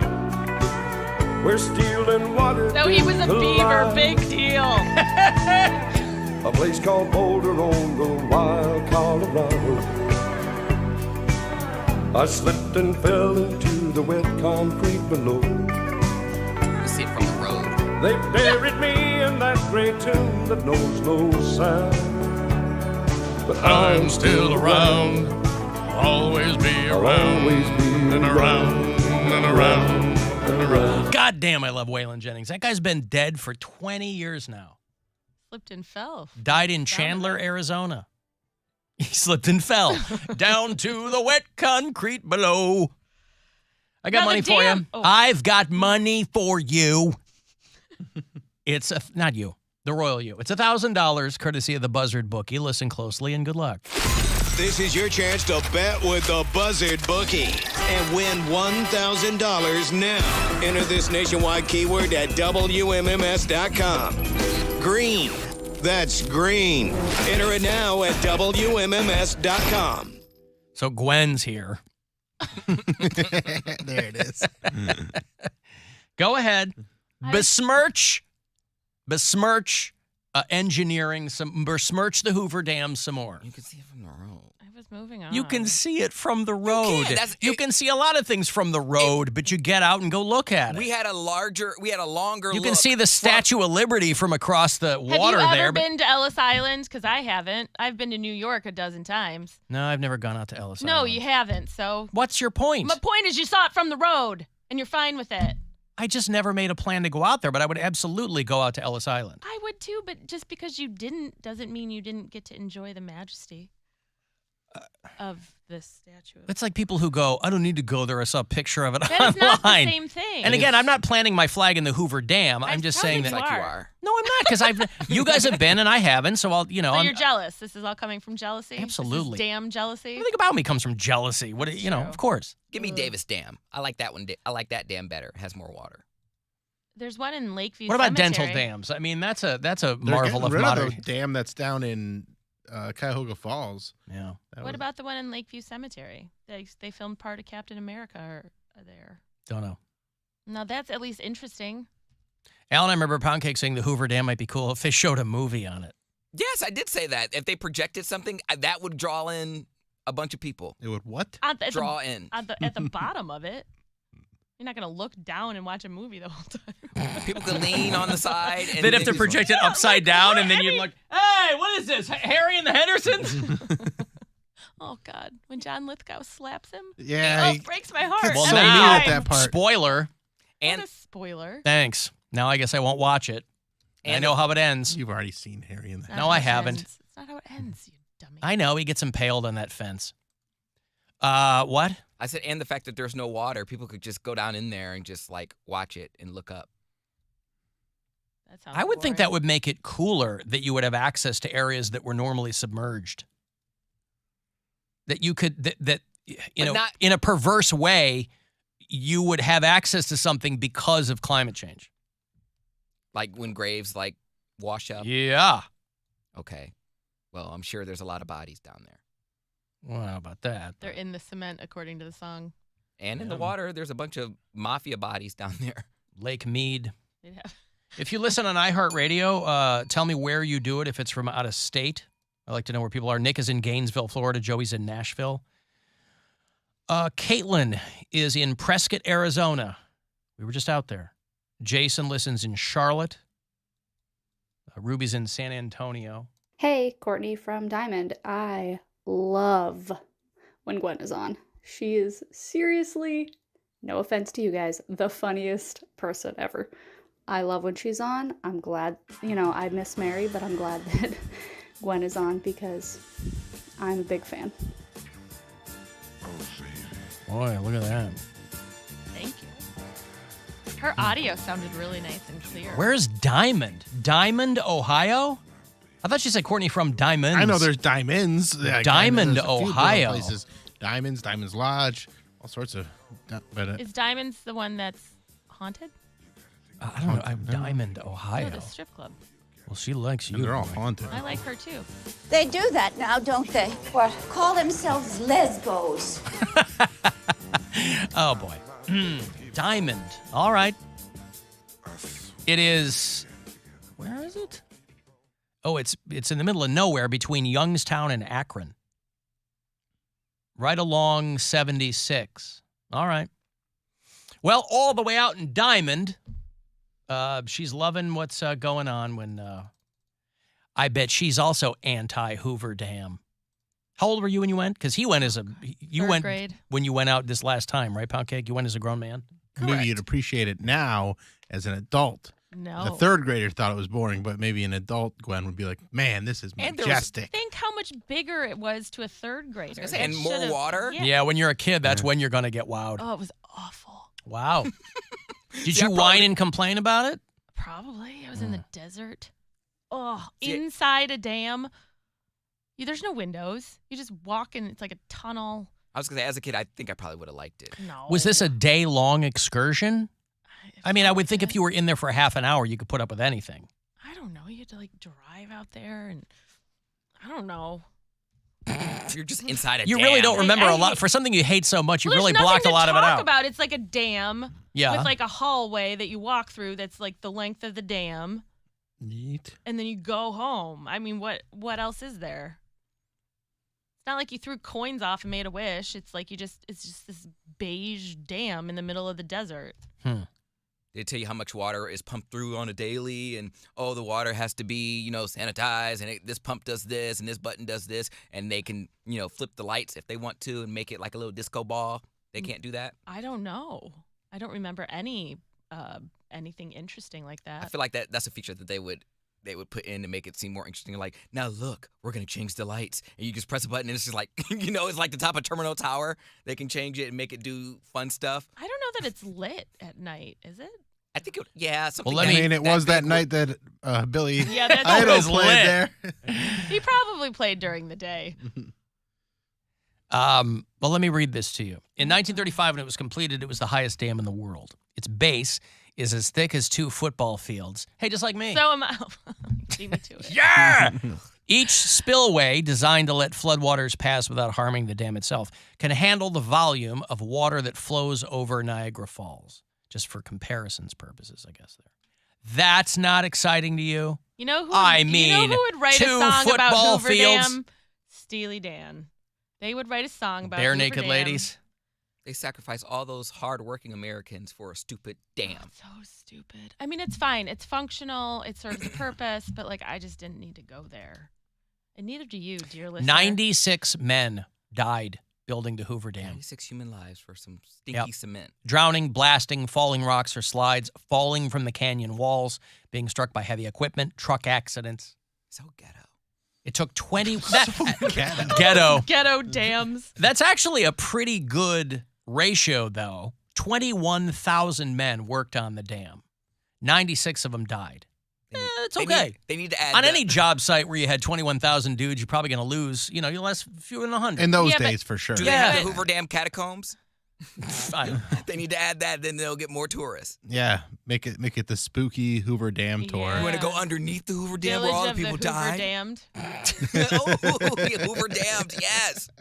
That's good. Do the haunt walk through the Hoover Dam. All right, see? You're making it exciting now. Write them a letter. I don't work for them. Exactly. Write Clark County. Well, you got nothing else to do. Write Clark County a letter and tell them Hoover Damned. They're like, this is where water used to flow when it used to be here. They get all frustrated about it. Yeah.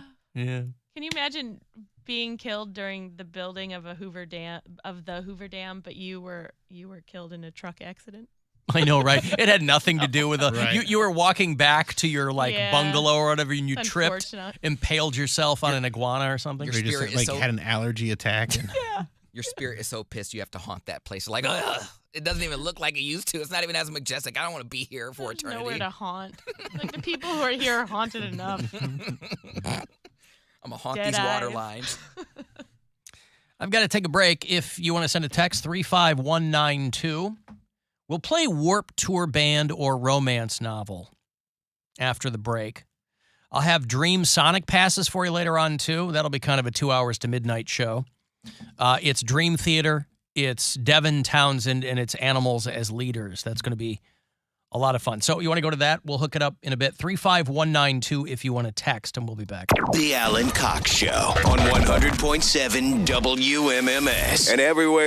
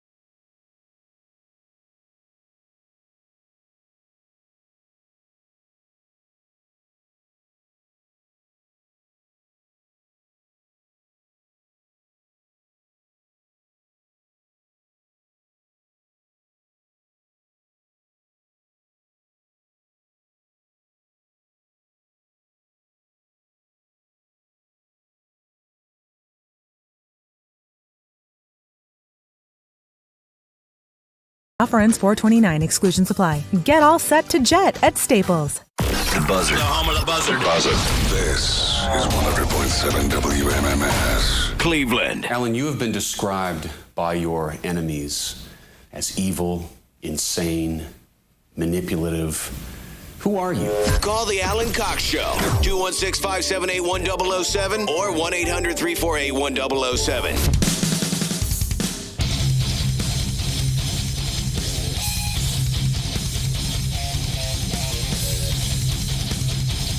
35192 to send a text.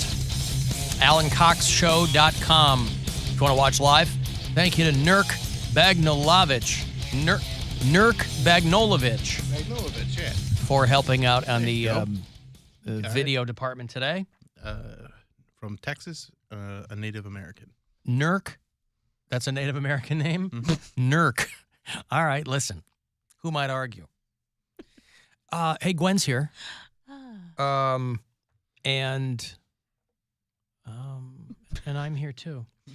Hey, listen. The Guardians avoid the sweep. It looked like the Colorado Rockies, who are not a great baseball team right now, were going to sweep the Guardians, but they finished that series today. Guardians 4-1 over Colorado. They will head to Fenway to play the Red Sox. That's a Friday, Saturday, Sunday series. Then they go down to New York to play the Yankees, and then they come back here in about a week to play the Minnesota Twins. I will have more tickets for you tomorrow, because we're out on Friday, tomorrow, to put you at that Guardians game when the Detroit Tigers are in town. When are the White Sox in town? I'd like to End of May. I'd go to the Tigers game. Is that a day game or a night game? That is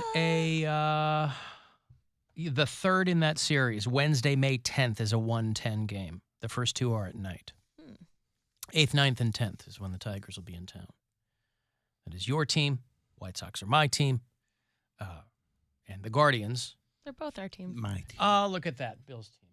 Cavaliers have to win tonight to stay in it. They're back here at home, so let's hope that gives them the push that they need. 7 o'clock is the tip-off here at the Romo Fijo. 6:30 Cavs Live pregame will begin. So hopefully this isn't the end of the line for these guys. Sure hope not. But you know what? I just want everybody to have fun. And for the Cavs to win, and for Jalen Brunson to get kicked out of the game, and things like that. Mm-hmm. Why? So the Cavs win. Oh. So I don't care if it's like a... Because they're better, just do you want them to win? Yeah, I just want them to win. Okay. The way the Cavs have been playing, it's not looking good. Hey, listen, support comes from all kinds of places. Stephen A. Smith, full-throated support of the Cavaliers. Cleveland, no chance. I promise you that. They're going down. Cleveland ain't made for this. Okay. They ain't made. I'm looking at Cleveland Cavaliers. You ain't made for Oh, this. my. You ain't made for this. Well, they are in the postseason. I mean, they're made for this. I don't know if they're made for beyond this, but we'll find out. Let's say they beat the Knicks. Oh, it'd be great. They well, right, but who would they play next? The Hawks? Is there any way to know this? If they were to knock the Knicks, the Atlanta Hawks are unbelievably still in it. They were expected to get knocked out against the Celtics. The Cavs will play the winner of the 1 versus 8 seed, which the Heat are the 8 seed, and they're up 3-1 on the Bucks. That's Kevin Love. Yeah, so that'd be interesting if the Bucks lose that first round series. Okay.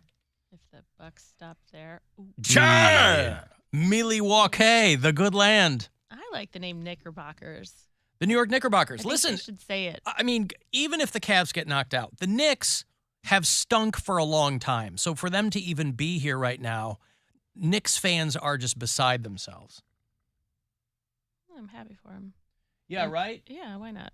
It doesn't do anything for me. I'm not happy for them, but I mean, I'm glad they're happy. Do you have a nail clipper? You know I do. You know what? We were actually just talking about Were you really? Because we were talking about things that we always have to have on us, and Gwen's like, I need nail clippers. Nail clipper and chapstick. I just tore a nail, and it's just a shard right now. Even this out here. Good thing Gwen was in today, because you would have been out of luck, because I don't carry a nail clipper around with me. You don't? What do you No. guys do when you guys get That's what my teeth are for. But I also don't mess with my nails that much. So like I'll clip them and then I'm fine. Like We gotta tough it out. Yeah. All right. I mean, you know, without my Emery board, Bill, it's still unfinished. But Emery. this'll do for now. You want a Poundcake to run over to CVS and get you an Emery board? I have one in my car. That's I'll probably have one in my purse. Thank you. That helps a lot. I don't know what I split my nail actually, on. look. It's got a There's little one on the clipper. Hey! There you go. Let me I'm take no care of this. slouch. Yeah. I'm no This is slouch. top notch right here. Yeah, this is great radio.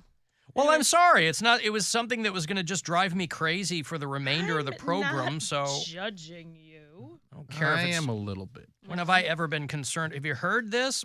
No. What am I concerned about? Great radio. All right, here. Thank you. You're welcome. Appreciate it. Hey, Woody.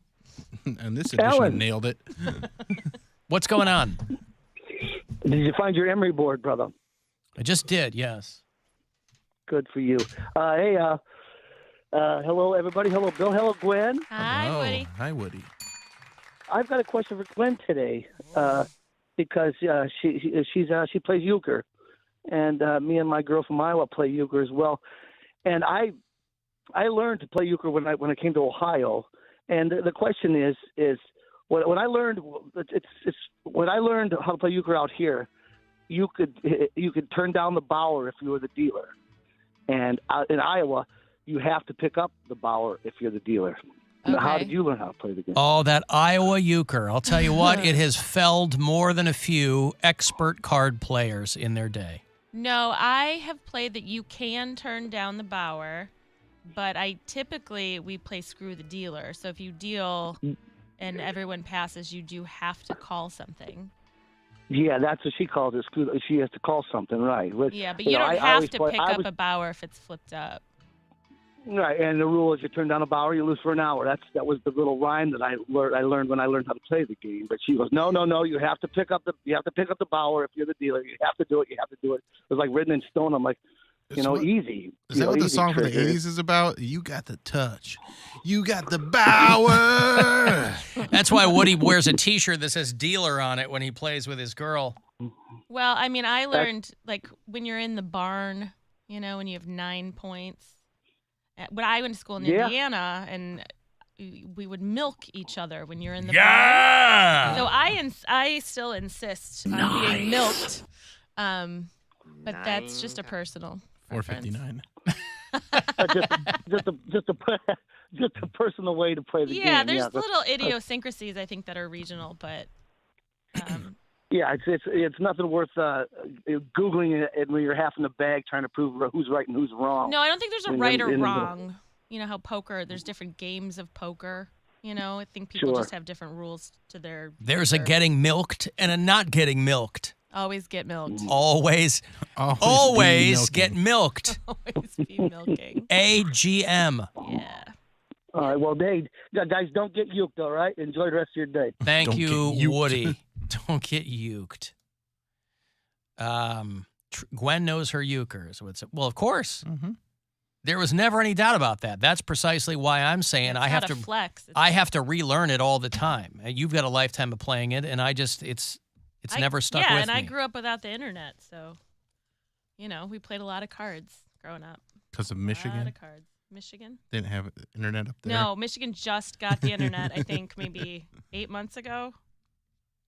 Yeah.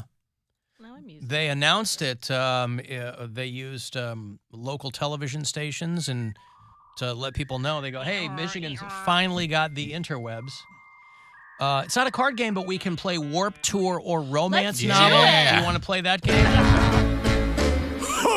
Warp Tour or Romance Novel. Warp Tour Romance Novel. All right, there was a thing that I read this morning, and I don't recall where, but there's a rumor that, and it's only been gone for a few years, that the Warp Tour, Vans Warp Tour might be coming back. It eventually went away because they were like, it's a little hard to be anti-establishment on a punk tour that's brought to you by Target and Walmart, right? It kind of wore out its welcome, and so they're talking about possibly revamping the thing and bringing back the Vans Warp Tour. So because their bread and butter are like baby emo bands with ridiculous names. You have to tell me, I have 10 of each. Okay. You have to tell me if the name I give you is a Warped Tour emo band or the title of a romance novel.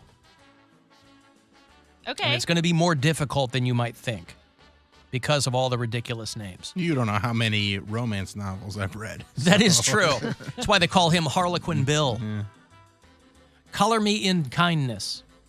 Is that a Warped Tour band or is that a romance novel? I'm voting band. I'm going to go novel. Band. It's a band. Color Nobody Me in wants Kindness. in their romance novels. To Catch... Yeah, but nobody wants it in their music either. Yeah, I know. Well. To Catch a Dream.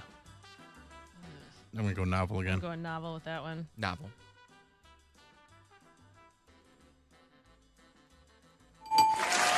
I'm gonna get my goddamn sound effects lined up here, To Catch a Dream is a romance novel, yes. All right. Fare Thee Well. Is that Band. a Warped Tour band or a romance novel? Fare Thee Well. Band. I'm going to go novel again. It is a romance novel. Bill is correct. Yeah. That's right. Fare Thee Well. I don't have authors' names. For those of you who are going to rush to your nearby branch of the Cleveland Public Library to check these out, I don't know who wrote them, nor do I care. Figure 8. Is that a Warped Tour band or the title of a romance novel? Figure 8. Is it written out or is it just... The word figure, the word 8. Oh, if it's written out, then I say it's a band. I think it's a novel about ice skating. I'm going to go... It is a band. About A band ice called skating. Figure 8. It's a band about ice skating. Is there 8? Everybody keep Toe score. pick I got is a 3 band. right so far. I'm not keeping score. I'm keeping but, score okay, myself. Good. I All got right, Bill's 3. keeping I score. got 2 then. You got 2. I got Poundcake, 3. you got 3. Okay. I'm losing. The next up is Pollyanna. Warped Tour band or a romance novel? Pollyanna. I'm going to go band. Novel. Band. It's a band. And again, these are probably bands that you've never heard of before unless you're really These are the into small font bands, yes, yeah. that's right. Starstruck Lovers. I go novel. Novel. Novel. Seems too obvious. Seems too obvious. No, again, you never know. True Love's Fury. Novel. Band. Band. Bill's correct. It is a romance novel. It is He not wasn't a kidding Warped Tour about all of band. its- Yeah. Reading. Bill's read all these books. Yeah, I know. Yeah, that's why he's... I'm getting horny just thinking about him again. I mean, romanced. Romance. I'm getting all romanced. all romanced down in my loins. Ew, loins. The Price of the Union. Well, that's a book. I'm going to go book 2. Band. Poundcake's right. The Price of the Union is a Warped Tour band. 5 for me. Sounds racist. The Price of the Union? Yeah, I guess Yeah. I'm thinking Confederate. The Blue and the Gray? Yeah. The Bicycle Project. That's a band. Yeah, I'm going to go band. I'm going to go with novel. It's a band. I'm sorry. Poundcake, you are incorrect. 6. The Gloria Record. I'm going to go band. Novel. Band. It's a band. Poundcake, you dummy. I'm trying to be... I'm out of spite going with the other one. He's just being a contrarian. Mm-hmm. Sunrise Serenade. Oh, that's a band. That's a book. Yeah, that's a book, too. It is a book. Yeah. I would have gotten that one wrong, too. Sunrise Serenade sounded exactly like a Warped Tour band. I but swear in that was fact, like one of Ian's bands. That's right. Fields Lay Fallow. Fields Lay Fallow. All right, go band. I go book. Book. Sexy Farmer. Bill is correct. That is a Warped Tour. You did say band, Yes, right? I said band. Yeah, Fields Lay Fallow is a band. Is it a band of sexy farmers? Yeah, probably. No, they were FarmersOnly.com. What? I have 8, yeah. I was going to say, because I have 6. Okay. How many does Gwen have? Who cares? Like 4 or 5. I mean, he's the scorekeeper. You want to play games? Yeah, you but I only like- want to keep score. But no one seems to be enjoying themselves. She wants to play for the I'm love concentrating on trying to win. I got 8. I'm trying to get Adding 10. to another of number. She wants to play for the love of the game. Let me whet my whistle. Ew. Okay. Banned. Banned.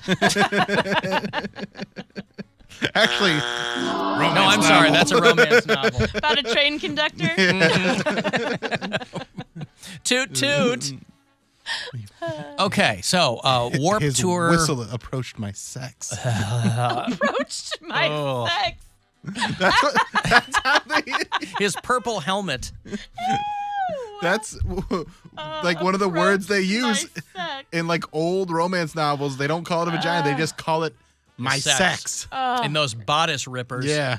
Oh, that's funny. Bill knows. He reads all of them. He's He's got made that dog-eared. He made that abundantly clear. Yeah. Got a shelf full of dog-eared copies of paperbacks. All right, where do we leave off? All right. Fragile Ties of Passion. Warped Tour band or a romance novel? Book. I'm also going book. I'm going to go with band. Sorry, it's a book. Poundcake is incorrect. Fragile Ties of Passion is, in fact, a Harlequin romance novel. When Ghosts Use Knives. Oh, I'm going band. Band. The movie 7. And that's When that Ghosts is Use Ghosts Use Knives. Hello, everybody. We are When Ghosts Use Knives. That's a great band name. I love that. Yeah. Are they still together? I want them, No clue. If they bring back the Warped Tour, they got to bring back when I have a feeling Ghosts Use Ghost bag. Knives. Ghost bag with the knife. That's their logo. I have. I'd buy that shirt. Hey man, look out, I'm gonna stab you in the face. I'm gonna He's going to go around circumcising people. hazard a guess that none of these bands are still together. All right, Virgin River. Is Virgin River a Warped Tour band or a romance novel? I'm pretty sure it's a movie, but a book. I go book too. Book. Yeah. 11 now. 7 Days in June. I'm gonna go. June, the book. lead singer. I'm gonna go band. Band. Bill, what did you say? I said book. You said a book. It is a book. Yes, 7 Days in June is a book. Champions of a Bleeding Heart. Book. No, you know what? Band. Band. Yeah, band. Almost messed that one up. Giant's Chair. Band. Yeah, who would read that? Band. Book. It's by Roald Dahl. Sequel to Gulliver's Travels. Yeah, it's a band. Yeah. Tipping the Velvet. Book. As his velvet approached my sex. Yeah, I'm gonna go book. Tipping the Velvet. I'm gonna go band. It's a book. Yeah. I got 10. Yeah. All right, I have one 15. more for you. What's the score? I got 15. Poundcake Poundcake's has got how 10. many? 10. All right. So I already won. This is your last one. The Flame and the Flower. Well, Is that a Warped Tour band or a romance novel? The Flame and the Flower. Romance novel. I'm going band. I'm going to go band too. It's a book. Bill Squire has read all these, and that's why he emerges victorious in Warped Tour or... My winning member approaches your sex. Warped Tour or romance novel. Warped Tour romance. Music. I'm sorry? Mariachi band? No, it's Java from Al Hurt. Yeah. What? It's Old Java from Al Hurt. It's like old style game show music. Yes. I think it's a mariachi band. I mean, there was an influence for sure. There's a lot of horn in there. Yeah. Well, sure. Yeah. All right, I'm going to take a break. I think you should. We're going to regroup. We're going to take a breather. We're going to collect ourselves. Bill is going to bask in the victory of his sex. No. And we'll return. I'll have Dream Sonic tickets for you. This is a show coming up. It's going to be Dream Theater. It's going to be Devin Townsend. And it's going to be Animals as Leaders, July 8th out at Jacobs Pavilion. So if you're a metal fan, if you've been listening to us on 2 Hours to Midnight, this is going to be right up your alley. Another $1,000 on the way, too. Listen for that next keyword, courtesy of the Buzzard bookie, coming up at 5:30. It's the Alan Cox Show. Everywhere on our free iHeart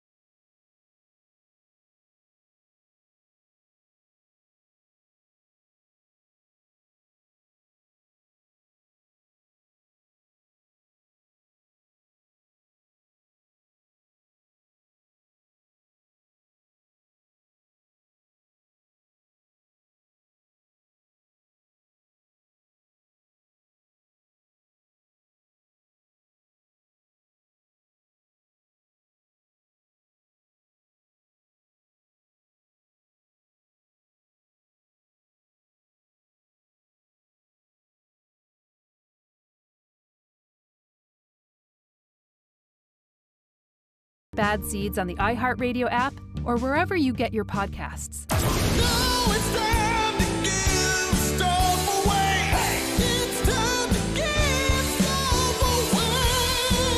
All right, great metal tour coming through, the Dream Sonic 2023 tour. Dream Theater, Devin Townsend, and Animals as leaders. The whole thing is going to go down at Jacobs Pavilion at Nautica on Saturday night, July the 8th. So you're coming right off the 4th and straight into this show. AXS.com will have all of the tickets for you. But if you're caller 10 right now, you get this pair. Good luck for Dream Sonic. 216-578-1007 or 800-348-1007. What feels great to do is absolutely free, can be done by yourself, and yet no one ever mentions it. It's the Alan Cox Show on the Buzzard. WMMS.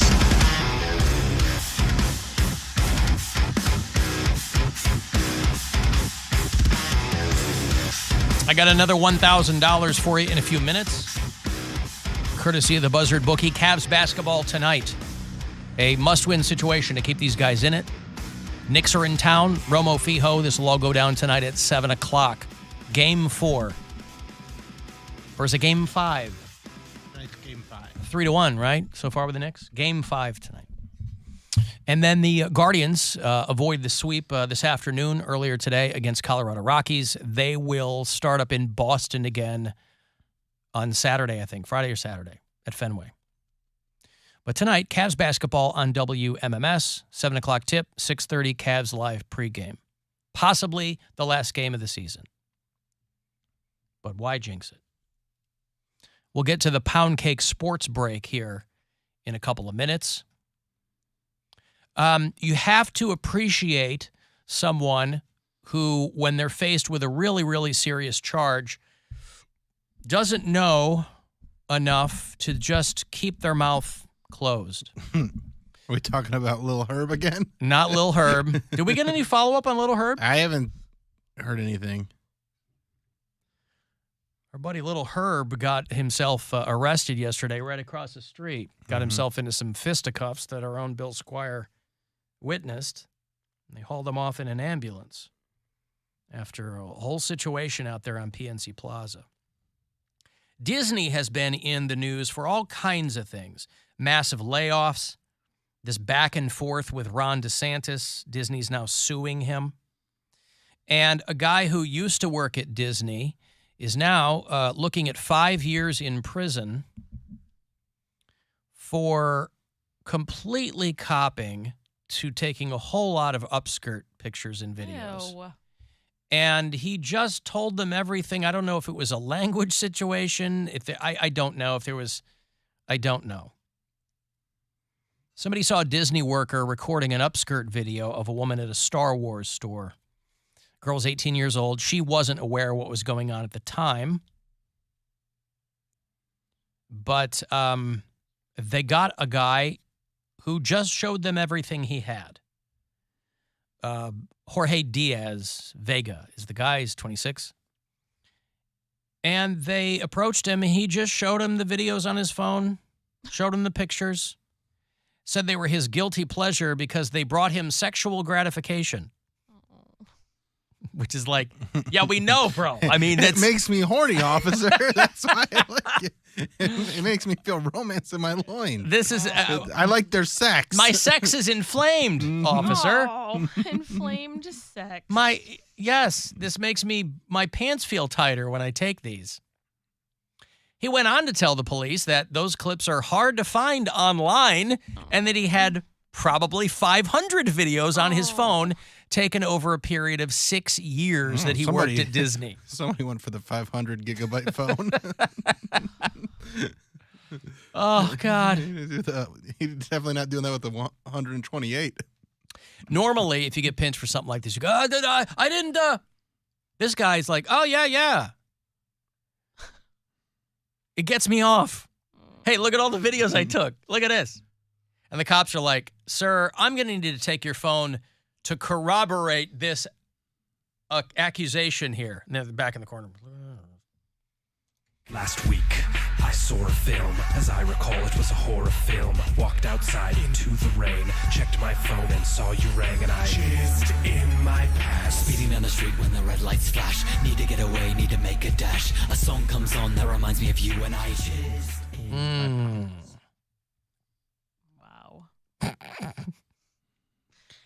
Wow. Plus the way you bagged my cans got me bothered and hot, right? Jamie Lynn Sigler in that video. Oh yeah. Meadow soprano.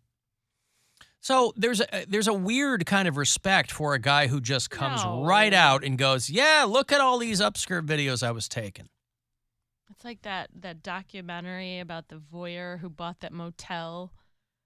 Oh, right. And he would crawl in the ceiling and watch people. Air ducts and things. He's Yeah. just Cameras like, on the wall. this is what I did, and I bought the motel to do it. Right.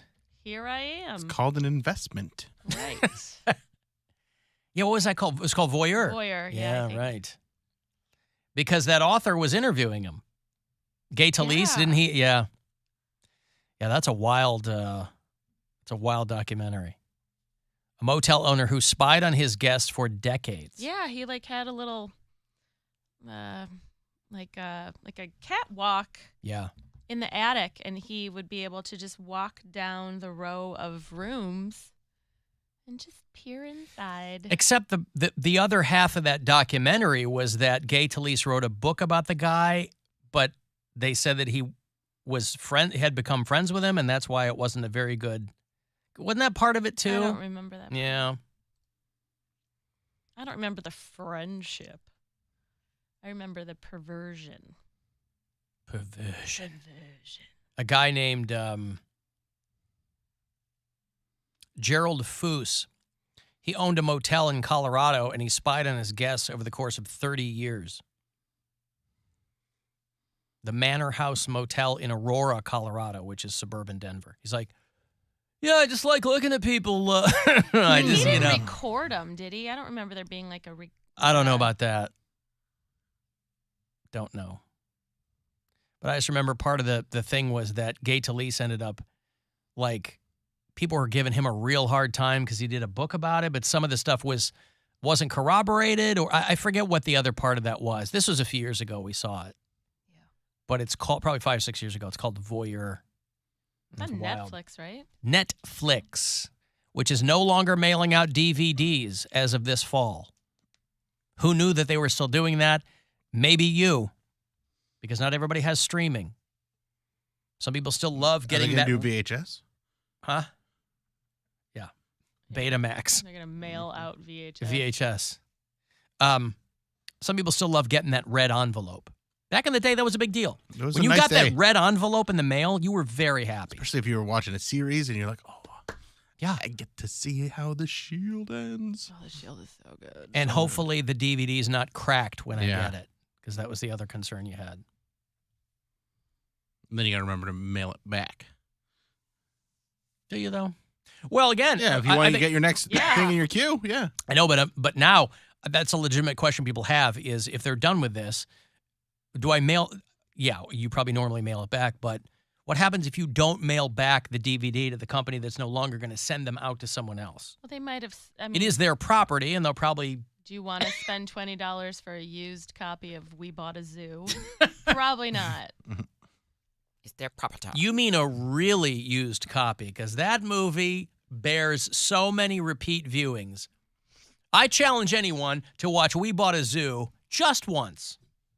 Nope, you'll watch it over. I'll do you one better. I'll never watch it again at all. Again. At all. Oh, gotcha. Yeah. I've never seen it. Never seen it. No, I've never seen it. Matt Damon.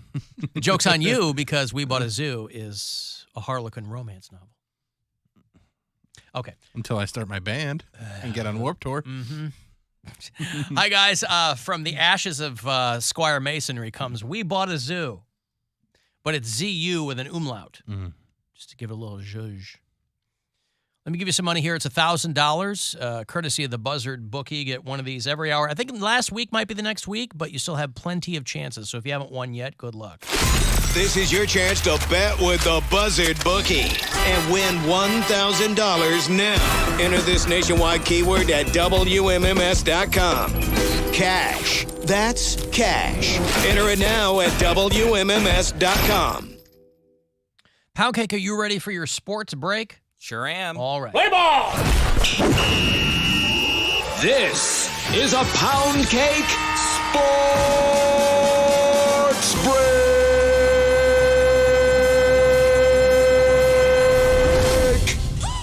In the headlines today, this is a mistake that you, Alan, will never make. Ex-UFC fighter Ben Askren gives a backhanded compliment on his wife's looks. What is supposed to be a cute little sappy post about his wife being a wonderful mother, instead he said, without saying, his wife's looks were unremarkable.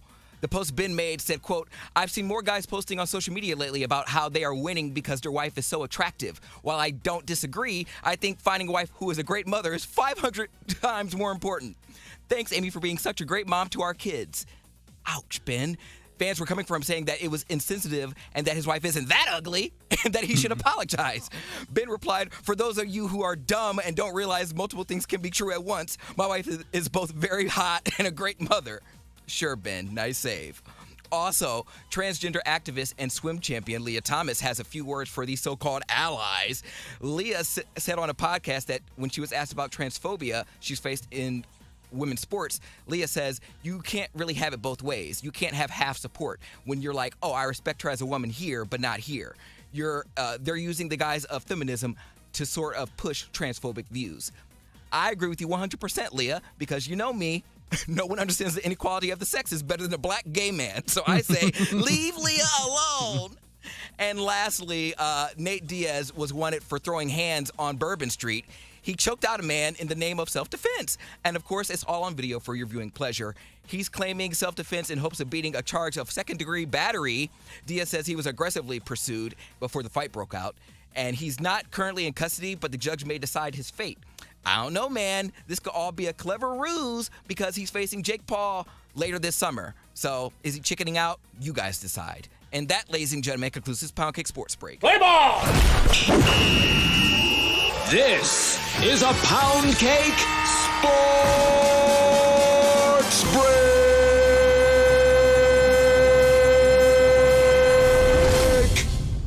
That Ben Askren thing is really funny because he keeps swinging and missing. So he posts this photo, and it's like, like Poundcake says, like, she's a great mom. By the way, in the most diplomatic way possible, neither of these two people are much to look at. I give it to Ben. Well, I mean, but these UFC fighters, I mean, their heads, it look like, potatoes that have been, whatever. Potatoes. So he posts this thing, and he posts another photo of them on a red carpet saying, she's not insecure and I don't need to state the obvious. # beat it losers. And his wife responds, she goes, you really just Googled a photo of us? Because it has the Getty Images flag on it. What's his name? Ben Askren, Askren. Amy Askren is the wife. And it's them on a red carpet at an event. He Googled a picture of them rather than post one of the two of them. But I can't even give him a hard time for that. Because posting a photo of your wife from your camera roll, you're really playing with fire. I know this from personal experience. I will never take a photo of Gwen and post it because I don't need. It's just not. Yeah, it's not. It should not be done. I go, hey, check these. You got to look at listen, I'm not photogenic. You are, so you should have your pick of photos. You're saying you won't post a photo of me because of my response? I won't post a photo of you sight unseen by you. I'll always run it by you. Because you're a terrible photographer? Because you don't like the way you look in some pictures. In your photographs?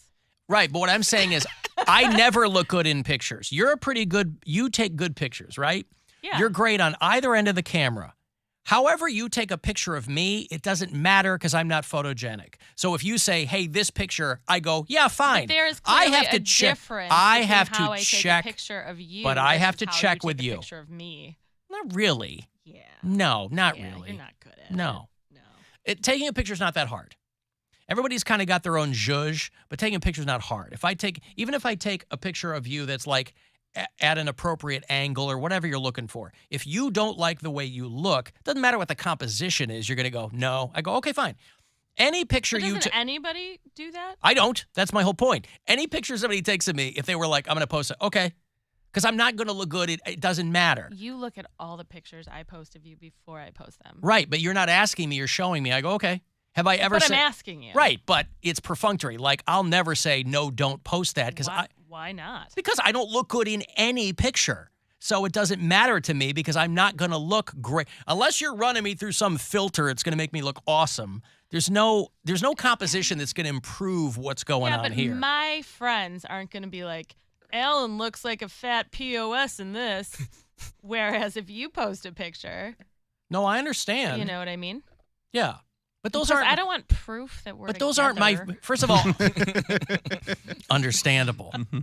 It's best to stay anonymous. Right. But our friends wouldn't say that about me, but the people who would say about you, they're not friends of ours. They're strangers right. who are trying to kick me in the nuts on social They don't need media. to see a picture of me anyway, then. I understand.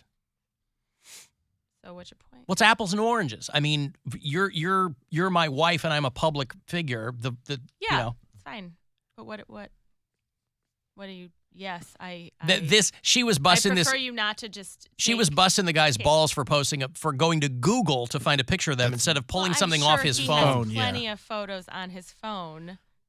That, I mean, But then he gets a strike against him because he uses a copyrighted Getty Images photo. Yeah, that's just stupid. Oh, that's hilarious. Somebody responded, Ben Askren just 10-8'd his wife, which is a police code. What does that mean? Accident, no injury. Oh. So, yeah. You should have just called your wife hot in this post, too. Because he kept doubling down on this. She's a great mom. She's a,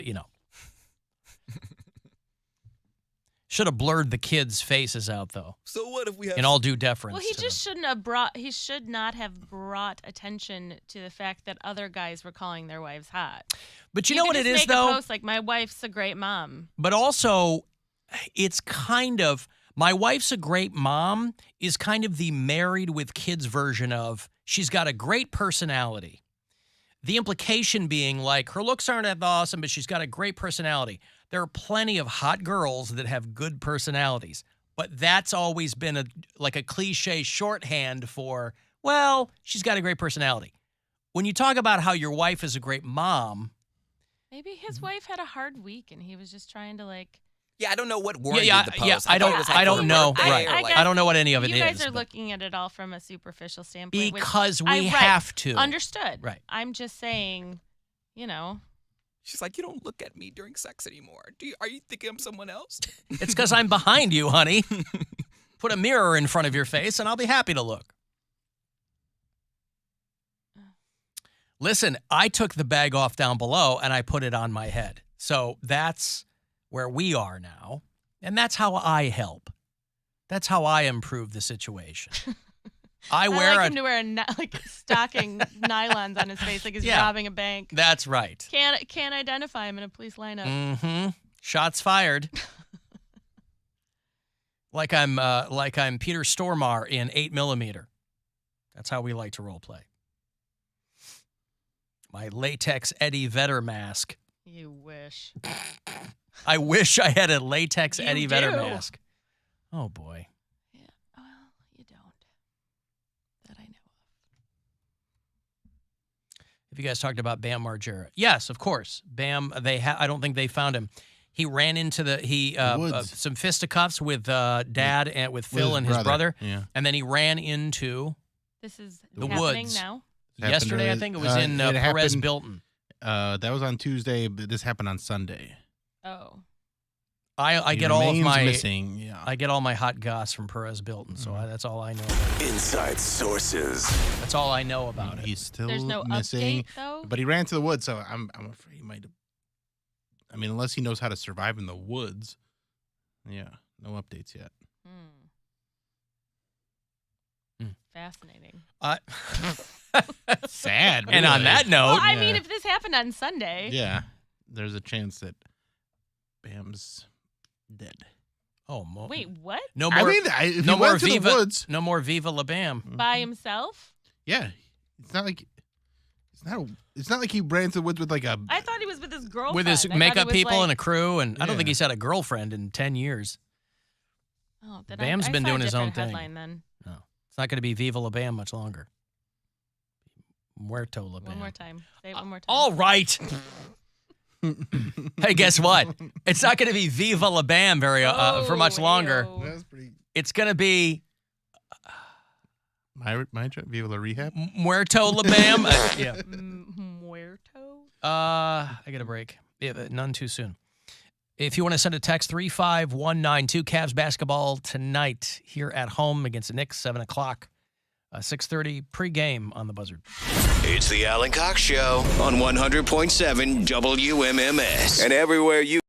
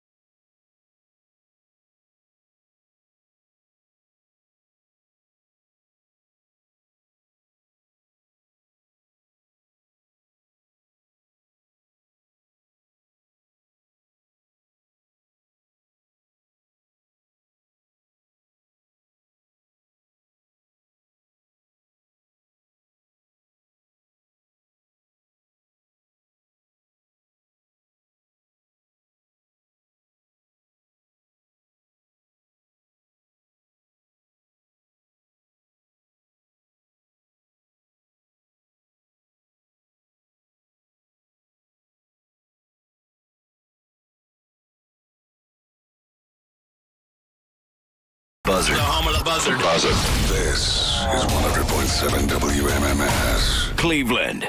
Call the Alan Cox Show. Is that what you want to do? Think about it, Alan.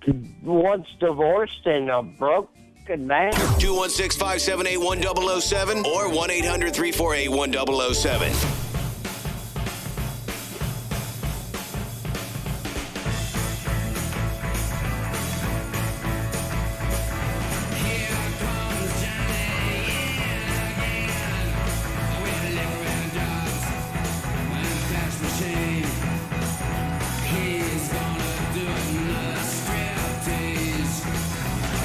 Three 35192. Want to send a text, AlanCoxShow.com to watch live. Thank you again to Nurk Bagnolovich. I'm told that's a Native American provenance. If you're listening to us on iHeartRadio, tell me where, because Gwen would like to know. Well, Mike is in Louisville, Texas. Oh, yeah? Are you sure it's Louisville and not Louisville? L-E-W-I-S.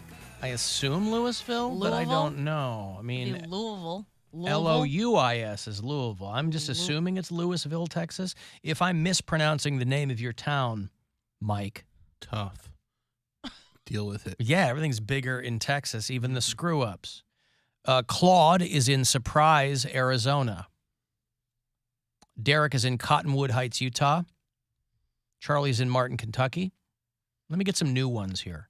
Some brand new bureau cheese. New people to the show. Steve-O is in Highlands Ranch, Colorado. Joe is in Monk's Corner, South Carolina. Greg's in Indianapolis. Have you seen the commercial for Pepperoni Hug Spot? Not yet. Have you seen it? Romance novel. Okay.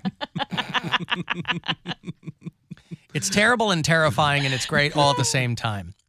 A guy has created a pizza commercial completely out of AI. People are dicking around with AI now, right? Yeah, people are just screwing around with stuff. They'll put something into Mid-Journey, and they'll just type in some...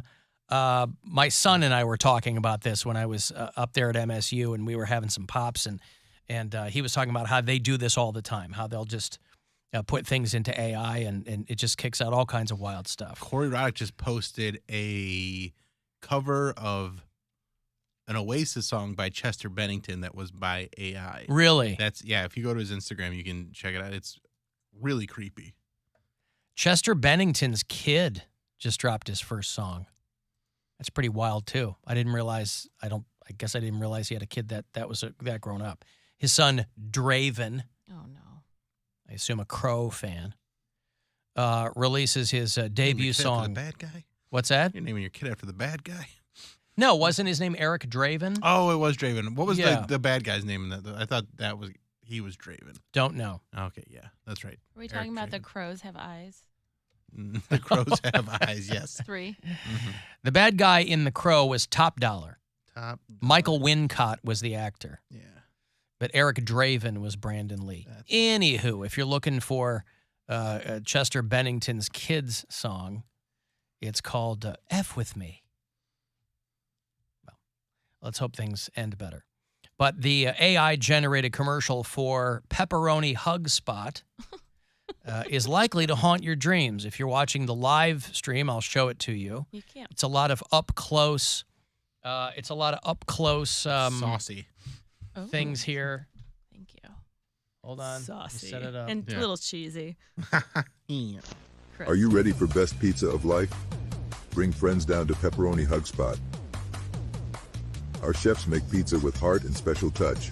Cheese, pepperoni, vegetable, and more secret things. Need delivery? Pizzas come fast. Knock, knock, who's there? Pizza magic. Eat Pepperoni Hug Spot. Look at that. Look at these faces. The mouths are terrible.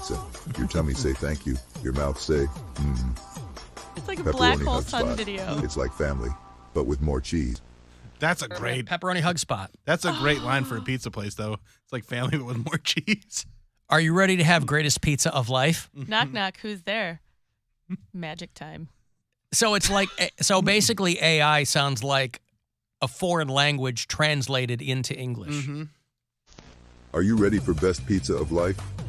Bring friends down to Pepperoni Hug Spot. Our chefs make pizza with heart and special touch. Cheese, pepperoni, vegetable, and more secret things. Need delivery? Romance novel. Pizzas come fast. Knock, knock. Who's there? Pizza magic. Eat Pepperoni Hug Spot pizza. Your tummy say thank you. Your mouth say, Pepperoni Hug Spot.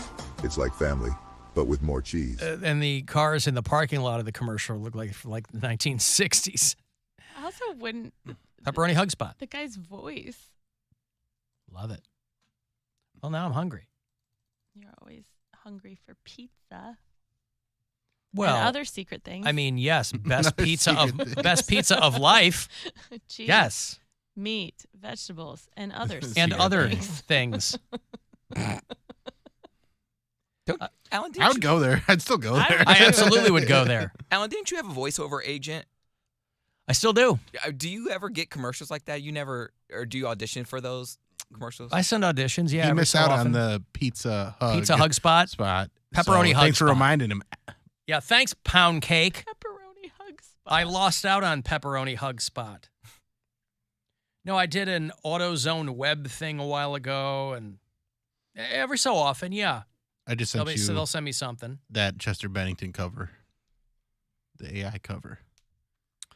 It is, it's Chester Bennington doing Oasis or vice versa? It's Chester Bennington doing Wonderwall, but it's AI that did it. So It's not actually him doing it. Gotcha.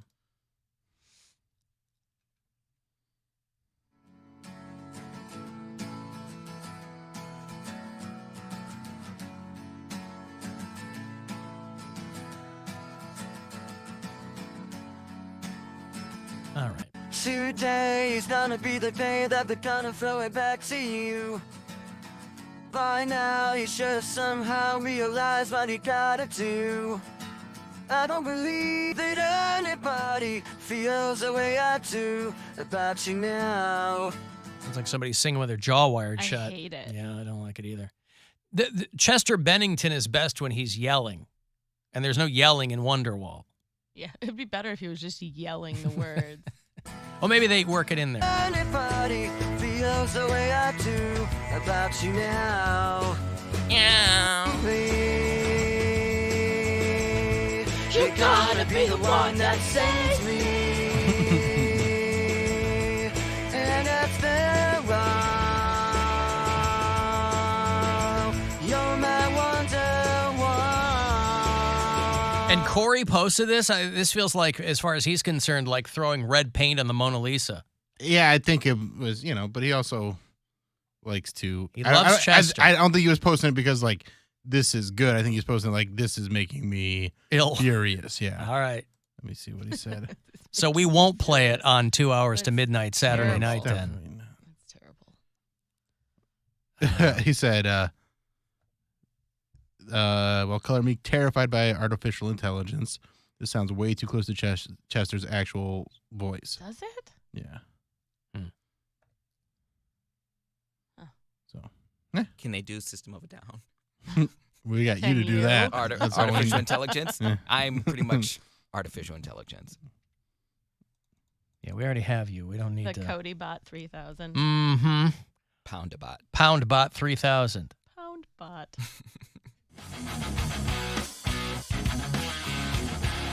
So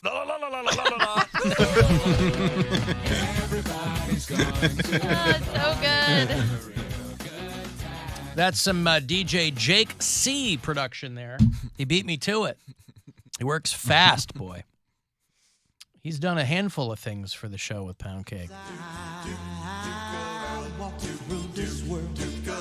Nothing can stop the Duke of Ayrshire.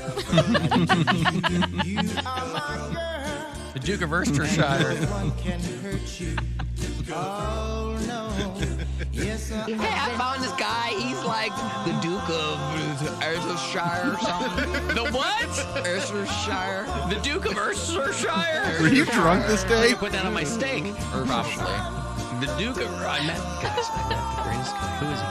I don't even know what this story was about. Maybe I was lying 'cause I don't remember this story. I don't know what you were talking about either. The Duke of Worcestershire. I met a lot of rich guys. I don't remember this story. People tell me stories. I'm like, oh yeah, I vaguely remember You that. claim to have met the actual Duke of Worcestershire? I don't know what it was a reference to. I really don't. The listeners will tell us. Because I like you. Was it in your travels? I don't remember the Duke of Worcestershire. I don't Okay, remember. well. It was probably a really rich guy that I met, and he told me he was the Duke of something, or like, he. Maybe he went to Duke. I don't remember. I was going to say, yeah. I don't even remember. Was what this that in the song- Carolinas? I don't remember what that was in reference to. I mean, if you type in Worcestershire, it automatically corrects to Worcestershire sauce, a fermented liquid condiment. Can Yum. you play Cody making a horse? What? The Making a horse horse noise. That? That's really good. I don't That's his horse. His goat is pretty good. His Goat's horse good, yeah. is positively demented. This is the Poundcake Barnyard? What is this? Yeah. Yeah. Mm-hmm. Yeah. I mean, the Poundcake mashups are always Like the you have best. never seen a horse. Yes, I have. Or heard Never one. Heard a horse. Yeah. I thought it was pretty good. Did you? Did you really? Yes, I did. Because you're more than welcome to update the noise if you paid more attention to a horse since then. I mean, theoretically, you know what a horse sounds like. It's the replication of that sound that has proven to be difficult for you. I mean, That's what he's trying. that would be the horse. That's what he's trying. Mm-hmm. Now, in his defense, I don't know if I can make a great horse noise No, either. but that wouldn't be the noise I would. Play the one I did again. I don't think it was that bad. I don't think it was that far off. Well, let's compare the two. Okay? Okay. Real horse first. That's right. Let me get you lined up here. This is an actual horse. And this is yours.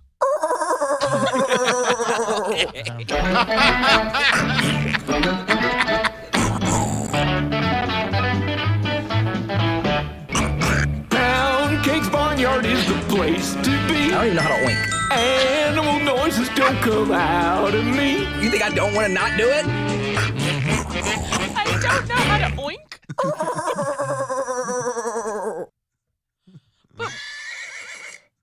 But if someone were to ask you to make a horse noise, would you even try to replicate that noise?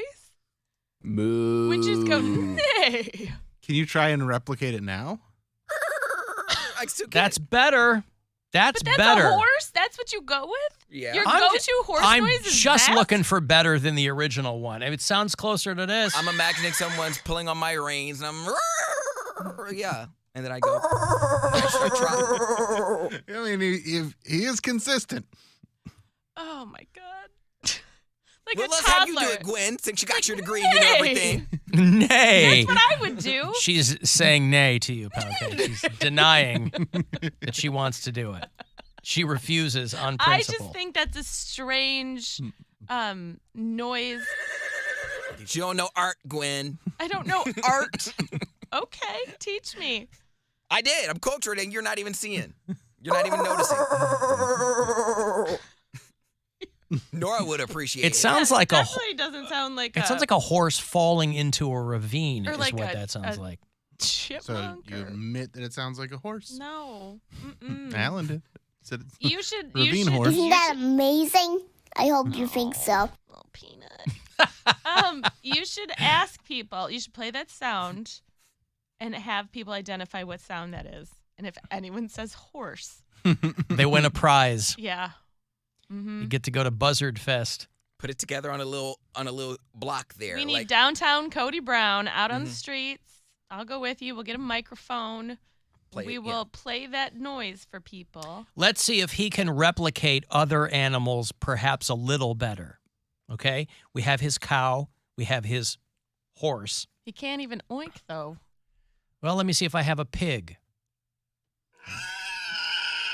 That is not a sound that I would associate with a pig. I would do an oink, yeah. You'd Yeah. go, Yeah. I can't do that. I can't do that. I can't do that. I can't do that. Wait, one more time, dude. You can't snort. You can't go. What are you doing? It sounds like he's trying to suppress a laugh. Do it again. Are you sucking in through your nose, kind of, with like the back of your throat? Yeah. All right. You can't go. He's gasping for air back there. People are gonna make memes of me with this mic in front of my face and me making those noises. What is that? That's a donkey. No. Yeah, like that's a donkey. What he's doing is a donkey. I'm just playing animal noises here. Like a monkey. Oh, now your mom will buy you presents. Yeah.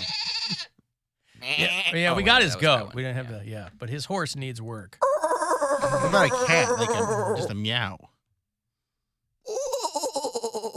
No, that's not a cat. What was that? What? That was you supposed said to a be cat? I thought you were doing a horse again. Oh. That's just a natural noise you make anyway. I'm just gay. I'm just gay and I'm mad.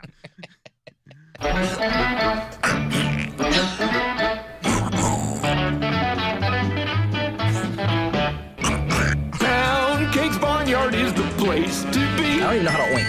Animal noises don't come out of me. You think I don't want to not do it?